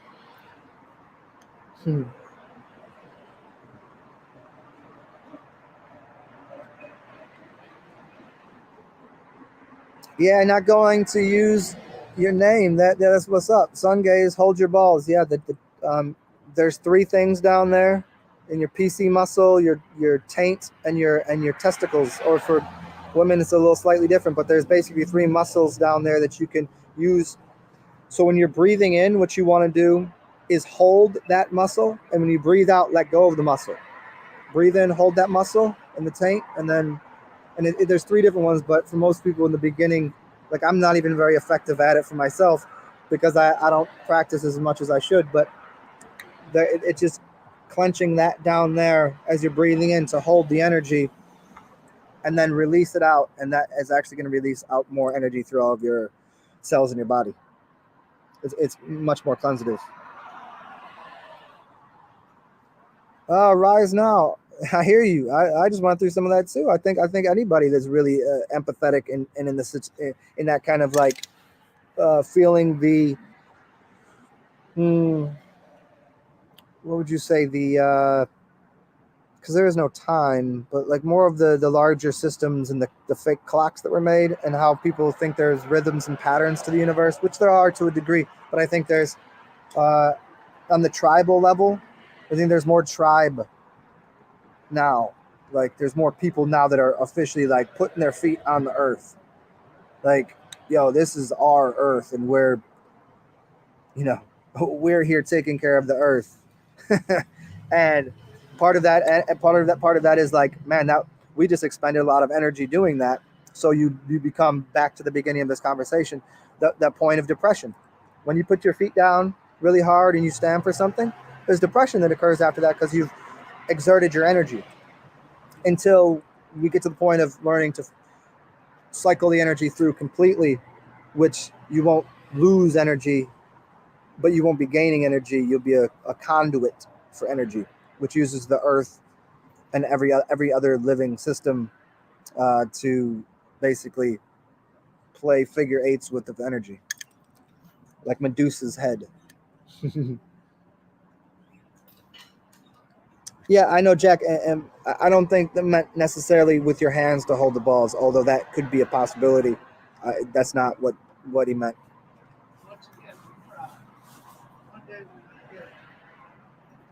Yeah, and that's the answer. The Christos oral, like the mind and the pineal, and that's even part of the breathing technique I was saying there, which pressurizes your sacrum and your lower five vertebrae to get the pressure in there.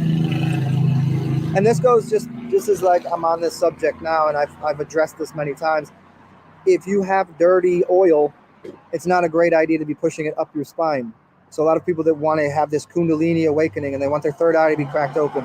If you got dirty blood and dirty body and dirty oil, that's not a good idea. In fact, it's a pretty good idea to get rid of the oil in your body, to get rid of like you have fluids in your body. Say you wanted to produce. Let me use this concept. Say you wanted to produce a baby. You're about to impregnate a woman, right? And you've been holding seed for, let's say, a month, but in that month you've had some bad experiences and blah blah blah. You've been eating wrong.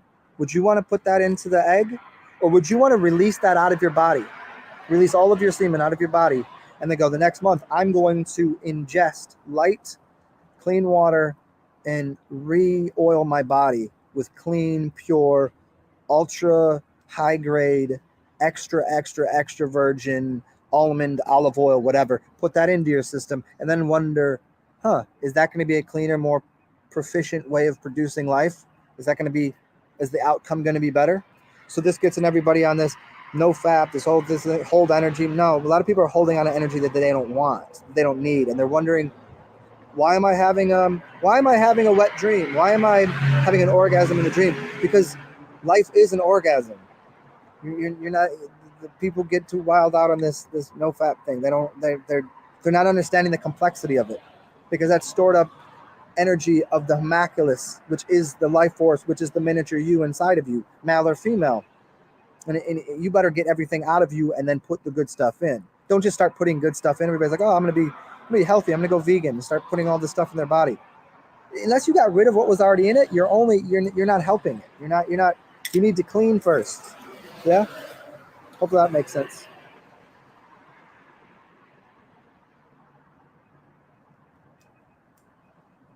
Hmm. What up, Euros? Marinsek? Yeah, herbs are a great idea. Yeah, add herbs to whatever, man. I think the conduit, whether it be honey, vinegar, wine, or vodka, even, because think about how tinctures are made. All of those things are great additions of collecting the spirit of the plant life and putting it into your body. Yeah, great idea.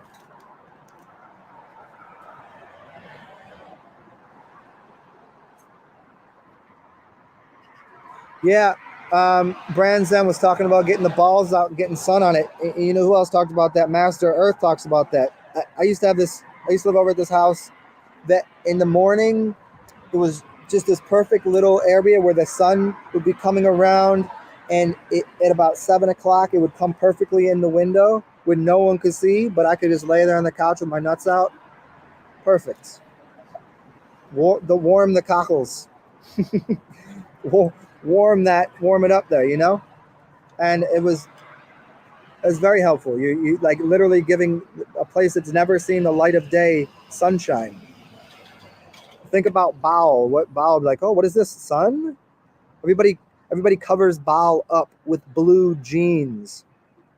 You see blue jeans, the blue bloods, the jeans of the jinn, which are called Levi jeans or Lee jeans, with the L's. You cover up Baal with blue jeans. Get rid of the blue jeans, let Baal out in the light, and all of a sudden Baal is a lot happier.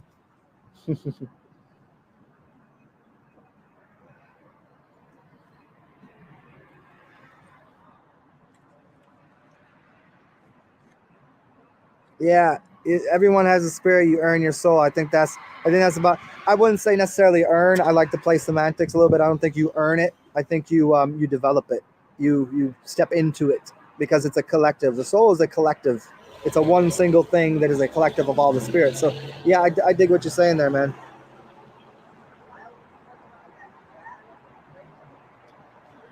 You're welcome, Jack.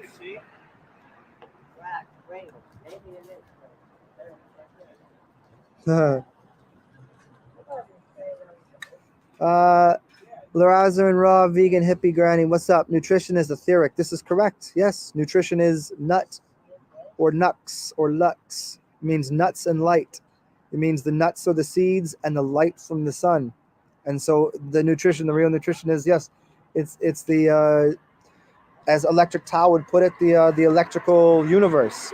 We're all in a sea of plasma and electricity, a magnet, electric, plasmic field of energy that we exist in. And the only thing that gets in the way with it, via like Hilton Otima's work, is all the crap we're putting in our body. And getting away from that, we can't just stop doing it because your spirit and body wouldn't be able to handle it together. So that's why, backing off of dense, heavy foods, becoming a liquiditarian, then becoming a breatharian, is the route. It's normally said it takes 7 years from the point, if you were eating a heavy meat diet, to getting to the point of taking a day off of meat, then getting to the point of no meat, and then a day off of liquid, and then 2 days off of liquid, getting to the point of completely living on breath and prana. But we have to once again look into, where are we living? Are we living in a city? And is this electrosmog and everything else going to affect the way that I'm collecting electricity? So that's one of the big things. That's why it would be very, very difficult to be 100% real time in a city, breatharian. You would need cleaner air, and by cleaner air, what that really comes down to is less positive ions in the air. You need more negative ionic force, which is like being near a waterfall, which is collecting basically negative ions, go up, collect the positive ions, and drop them to the earth, because the positive ions are the heavy, dense dirt, basically. And you want negative ions, which are anti. But I don't like anti. They're pro levitation. I don't like. It's not anti gravity, because gravity doesn't exist. It's anti mass. How's that? Pro levitation, anti mass.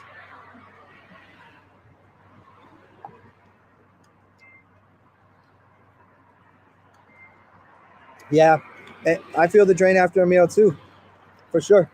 It's not, the meal doesn't serve you. You don't get the energy from the meal till a day later, and it's a very small quantity of energy. The amount of energy you're getting from a giant meal, these people get into calories and vitamins, and it's all nonsense. It's all absolutely nonsense. And because you're eating this giant thing, and then you're getting that much energy out of it. It's like searching for gold.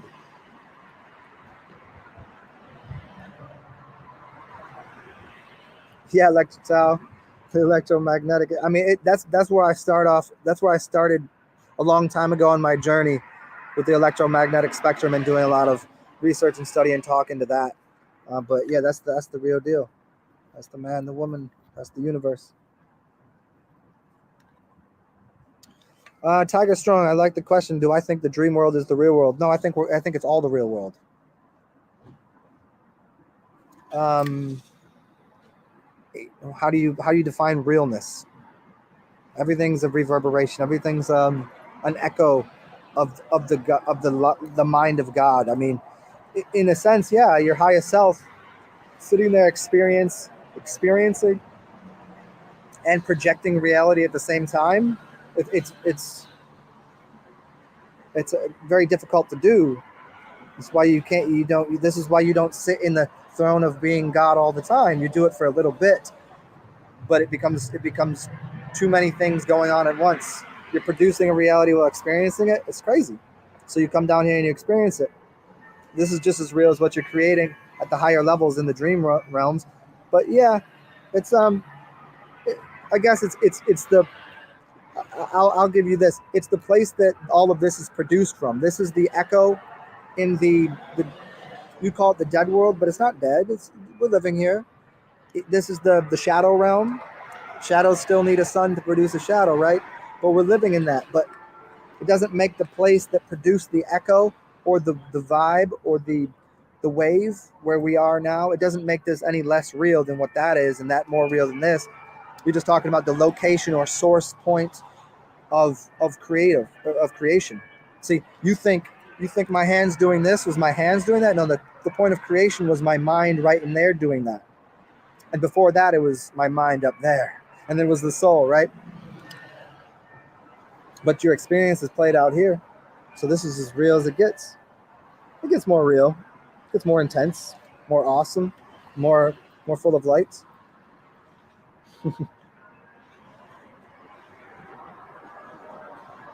Yeah, distilled water in urine will definitely decalcify the pineal gland. Do a lot. Yeah, that's the way to go. Distilled water and urine therapy and I don't even like to use the word therapy, and urine. Yeah. And also, I would say to you, raw vegan hippie granny, you probably already on it, but aromatherapy, you would probably want something in the realm of, ooh, somebody's burning some oil over there. Uh, you probably want some spearmint, as I was talking about earlier. You want spearmint. They'll put a spear right in the middle of your brain. Put a little dot right there of spearmint. Breathe it in. That'd probably do wonders for you.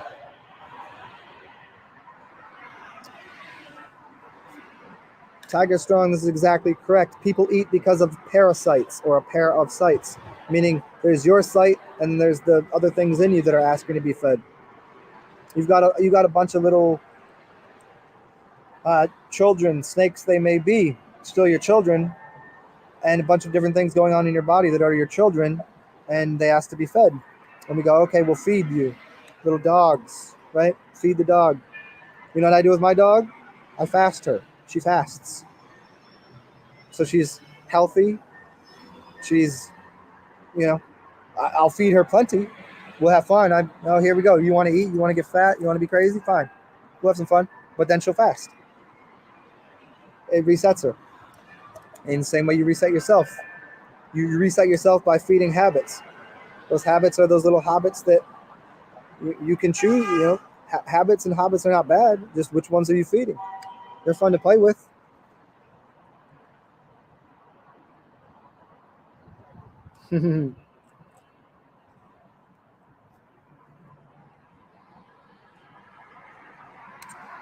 Yeah, I dig it. It's not their fault. We couldn't decode the message. Yeah, decoding the messages. It's like this. We've become so simple. Here's how and why that happened and where we are. Um, uh, Not going to said they tell us our whole lives we are the light beings. It's not their fault. You couldn't decode the message. Well, see, they're speaking from the original language, which is basically um, the language of sound and light, the language of what someone that is maybe autistic is more prone to understanding the sound of music. Musicians get it. It's we've chopped up reality to the point of trying to say that these letters and words that I'm making right now is somehow producing reality, and then had the audacity to cut down a tree and write it down and say that's reality. It's in the book, it's in the Bible, it's in the Holy Quran, it's in the thing, but it's a dead book. And we started using these words saying those words are true. The words are not true. Words could never be true, but we're trying to decipher it by people giving information through sticks on a dead page. It's dictating something that doesn't have any dictation. Dictionary should be definitionary, but it's called a dictionary, dictating some prescribed value of how life works. But in reality, what really matters? Warmth when you're cold, lights when you can't see, water when you're thirsty. Those aren't names. Those are nothing. That's nothing.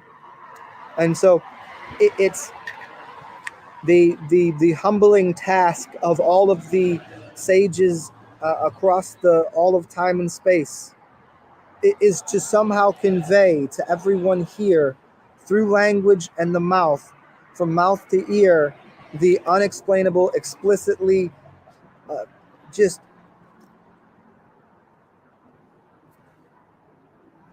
to mimes can't even do it. Mimes are like,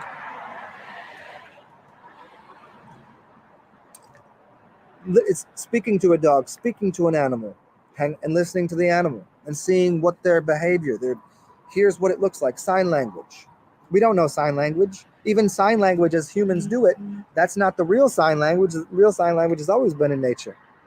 But we come back here as urbanistic shaman types and try to relay information to get you to crack open your head a little bit to see a little bit more of what the lights mean and what the sounds mean and what the vibrations actually are. Because doesn't everybody want to feel good? So hopefully whenever I talk, some way, shape, or form, my words help to unlock for people so they can feel good, or maybe just my sound of my voice makes people feel good. Either way, that's cool for me. Makes me feel good.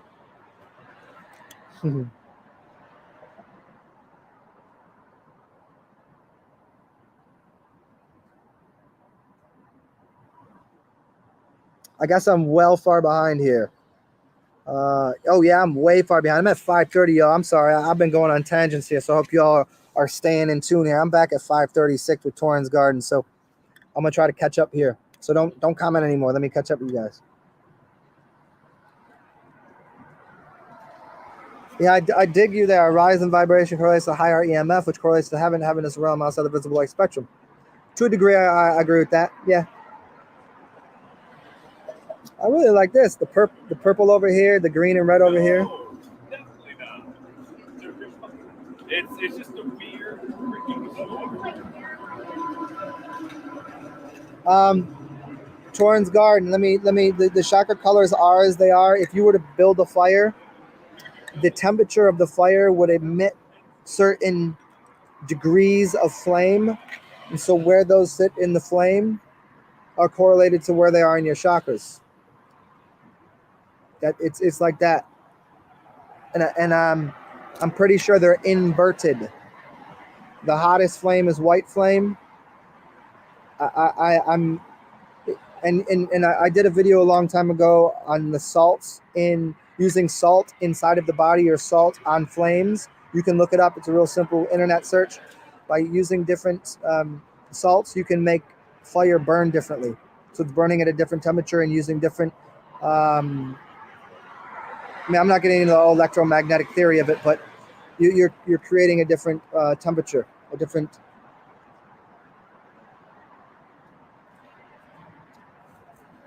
Just checking on somebody. I think dude almost fell over. Sure, Samuel Blackburn. Dimension extensions. I have a bright purple constantly morphing orb. My vision is like I'm being the sun with me. Are you sun gazing too much? Dimension extensions. Remember, if you're sun gazing, the purpose of sun gazing is dual purpose. One is to enlighten you and to bring information to the body. Another one is cleansative. If you are eating like shit and sun gazing, all you're doing is burning off the garbage that's in you. So you're basically just continually burning off garbage. But if you're going in the other direction and eating and doing healthy things, then that is probably a good thing for you. And you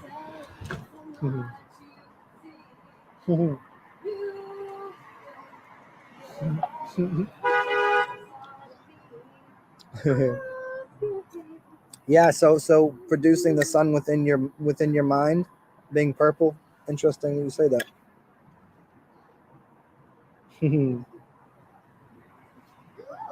Dimension extensions, that's awesome.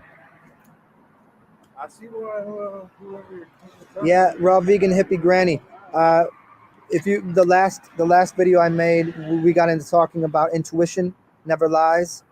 Now the only we were talking about gut instincts and not being able to trust the gut because we have so much garbage in it because our guts are full of shit. So you're correct in saying intuition doesn't lie as long as we're somewhat cleanly and healthy and our gut isn't full of shit. Once it's full of shit, then we have no way of verifying our intuitions, you know? Because there's been plenty of times after a bad meal or something, I'll have a feeling about something that I was totally wrong about. But I know whenever I'm on a high vibe and cleanly and my organs are firing and all of this, then certainly I don't have much to worry about because I avoid things won't come near me that wouldn't do me good. You know, it's out of my spectrum of reality because you're vibing higher, so it wouldn't come in your realm. And so then when they say is the ladder is in two ways, up and down the ladder, sometimes I'll go into realms that are lower than my standard deviation of realm so I can help someone that's in a lower realm. Like I've always hung out in places that like, why are you in places like this? Well, because these are the people that need help. Why would I go hang out with people in a yoga class? They don't seem to need help. They're on their path. What am I going to go to yoga with these people? No, I'm going to go to the places where people are like cutting themselves and smashing themselves in the face every day because they're the ones that are dealing with more pressure. So I go into that situation, right?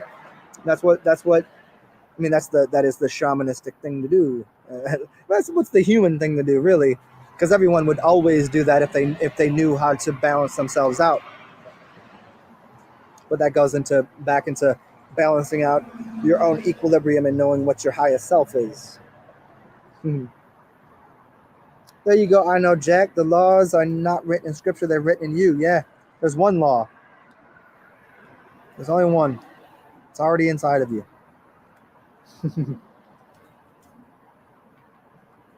When I go outside, does the air smell weird? It's always where I am. It just depends. I like the smell of air. Like I'm near the river, so I can go to the river and get the smell of river and that cleanliness that's happening from moving water. And I can go deeper into the city and I can go the outskirts, and there's a lot of trees where I live. So this is why I've always said New Orleans is the most wonderful place to live, because within a few miles of each other, you could be around an 800-year-old oak tree or next to the Mississippi River or into the insanity of people coming from all over the world into the French Quarter. So there's all of different smells and things that come into your consciousness and awareness. So does it smell weird? No, everything smells fun to me.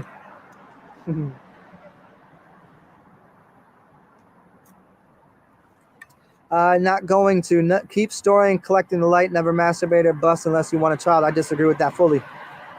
I've covered that countless times, and I think I covered that earlier in this talk here, that some people need to get rid of toxic.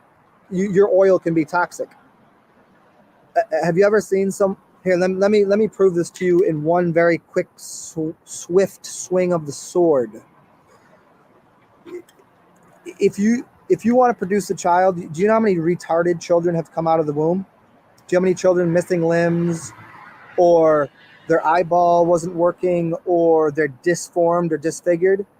That is because they were inseminated with oil that was tainted. So the only way to have clean. If you have a car and you have dirty oil in the car, you don't put more oil in on the dirty oil. You get rid of the dirty oil, and then you put clean oil in. See, there's plenty of reasons to get rid of fluid. There's plenty. Think about, like, why do you think we shit? That's fluid. Why do you think we sweat? That's fluid. It's getting the things out we don't need. And you can actually have stored up within your system what is a cancerous semen, which is going to create an artifact of you as a child that is the worst version possible. Maybe not the worst version, but it's not going to be, you know what I'm saying? So there's plenty of reasons to do that. So I used to be on this Montauk Chia, don't spill the thing, and I don't find that to be true anymore. I think there's plenty of wisdoms in keeping it if you're already cleansed, and to use that microcosmic orbit, and to also abstain from that for the point of keeping the pleasure within you. There's plenty of reason, but there's also plenty of reason not to. So I cannot take a stance that is so religious to say don't spill your seed, because I think that's incredibly wrong.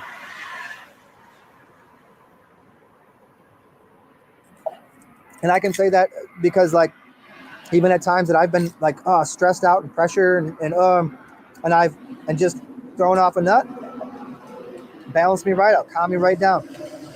Plenty of reasons to do it. I'm not saying go masturbate 80 times a day. That's ridiculous too, right? So there's a balance to these things.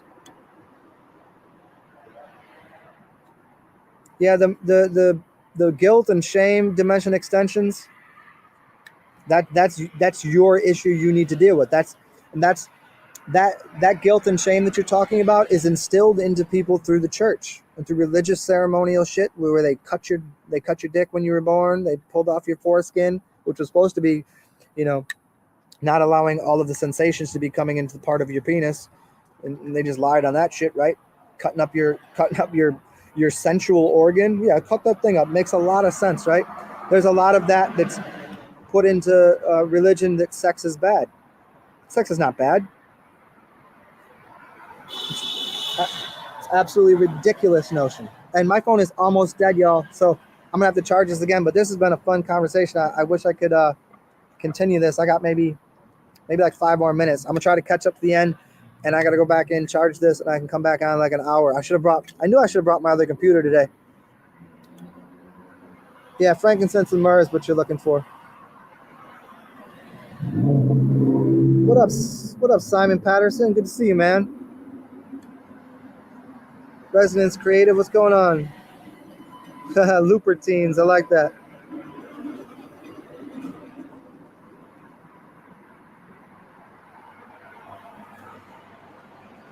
And dimension extensions, just to get in there on the clothes or perfume. If they're the kind of person to wash their clothes in stinky ass shit or put perfume on, well, there's a residual outpouring of their own mental whatevers. I got to put cologne on? Well, you're not the kind of person I want to fuck with. Now, if you put some oils on and you smell good, that's a different thing.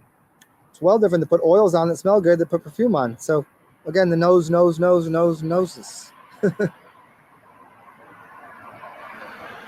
Oh, yeah, that Moldavite might be doing it, dimension extensions.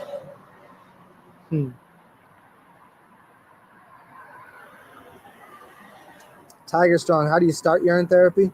Didn't your brother already tell you this? Didn't Lion Strong already tell you? Just start looping it, man. Just start drinking it.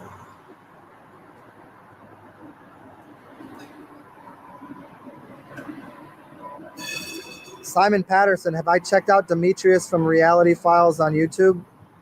Are you asking me that? I know the kid. He came down here and stayed with me for a month.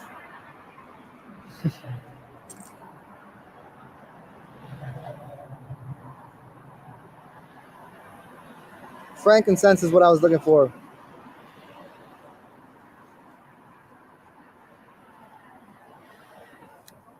Yeah, lavender and tobacco is pretty awesome stuff.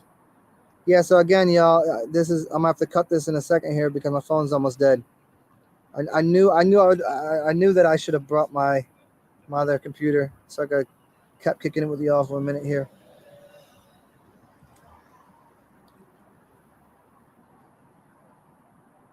There you go, Torrance Garden, the earthy stuff. You know, again, the simplicity of it again is depending on what, if you take that box, an air, fire, earth, and water, and you find where you're sitting in there, how to balance yourself out. If you're feeling like your ideas are all over the place, you might want to ground yourself out.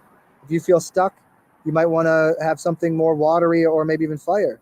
You might want to look at a fire, be somewhere there's a fire. Because, you know, maybe I'll draw this out and show you guys, and I'll just draw you the circle in a box and show you guys what the simple explanation of how to use the four humors. The four humors are equivalent to the air, fire, earth, water is hot, wet, cold, and dry. It's these four fingers, it's the four seasons, all this stuff. So hope you guys are enjoying this one. I've had a lot of fun these last two talks. And Torin, the simple answer to that is its introversion and extroversion. Female feminine magnetism is introspection, introversion. Masculine is ejaculation, electricity, and pushing out. Those are the two divergent. They're not divergent paths. They're the two cones that are meeting in the middle. And so again, the feminine is receptive, and the masculine is projectile. That's just how the attributes work.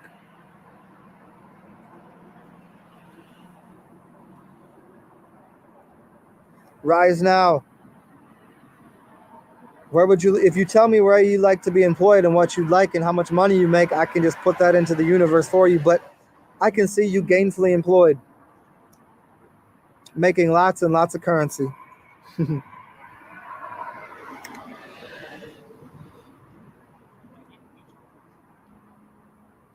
Torrens Guard, I'm not familiar with universal frequencies. Hit me up, Torrens Guard, hit me up on one of my other videos and remind me of his name, because again, these things don't show up for me tomorrow. I'm not going to remember all this.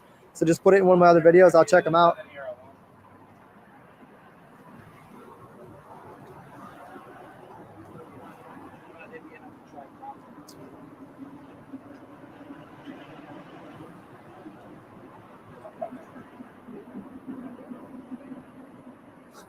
Torrens Garden, how are you trying to get me to be homeless? Are shadow people the same as archons? No, they're not. Shadow people are a little different. Yeah, urine in the nose is good for hydrating the brain as well. And so I got 2% left here, y'all. This is about to kick off in a second, so I'm gonna close this down. I'll try to be back on here in an hour if y'all still want to hang out, because this has been fun and I've been enjoying this, and apparently y'all have too. As always, feel free to give me a thumbs up, or if you didn't like it, give me a thumbs down. And furthermore, feel free to hit the donation buttons and supply me some currency so I can keep my phone on, and I can get myself a battery that I can bring with me and plug this thing in, so I don't gotta charge it inside. And Torin, hit me up later with these same questions, because I'm digging it. I wish I could answer these more fully for you about the archons.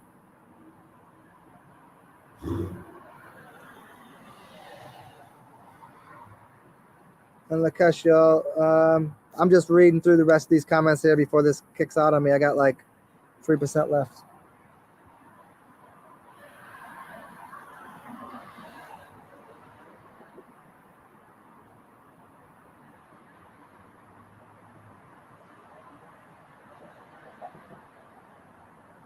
Hey, Lisa C, feel free to come back and ask that later. I wanna answer that for you, but it's about my thing's about to be dead soon. And sipping on nectar, yes, I do believe that. And Lakesh is what you're looking for. Torrens Garden.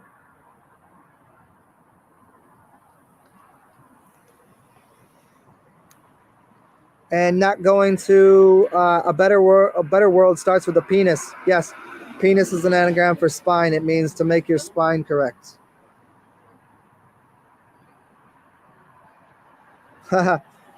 Yeah, not going to. That's funny you say that. I've done that to a degree, and a couple times it turned out really good, and a couple times it turned out stalker types.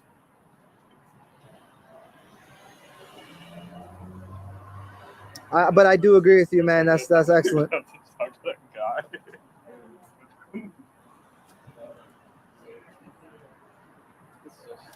And Samuel Blackburn, come back and hit me again later. I'll answer that comment on cocaine for you.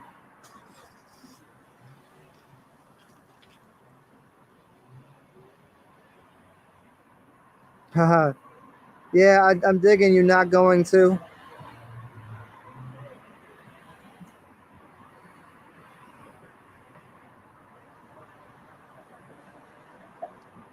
And Patrick, please feel free. And no, not please. Just come back in like an hour. I'll answer that for you.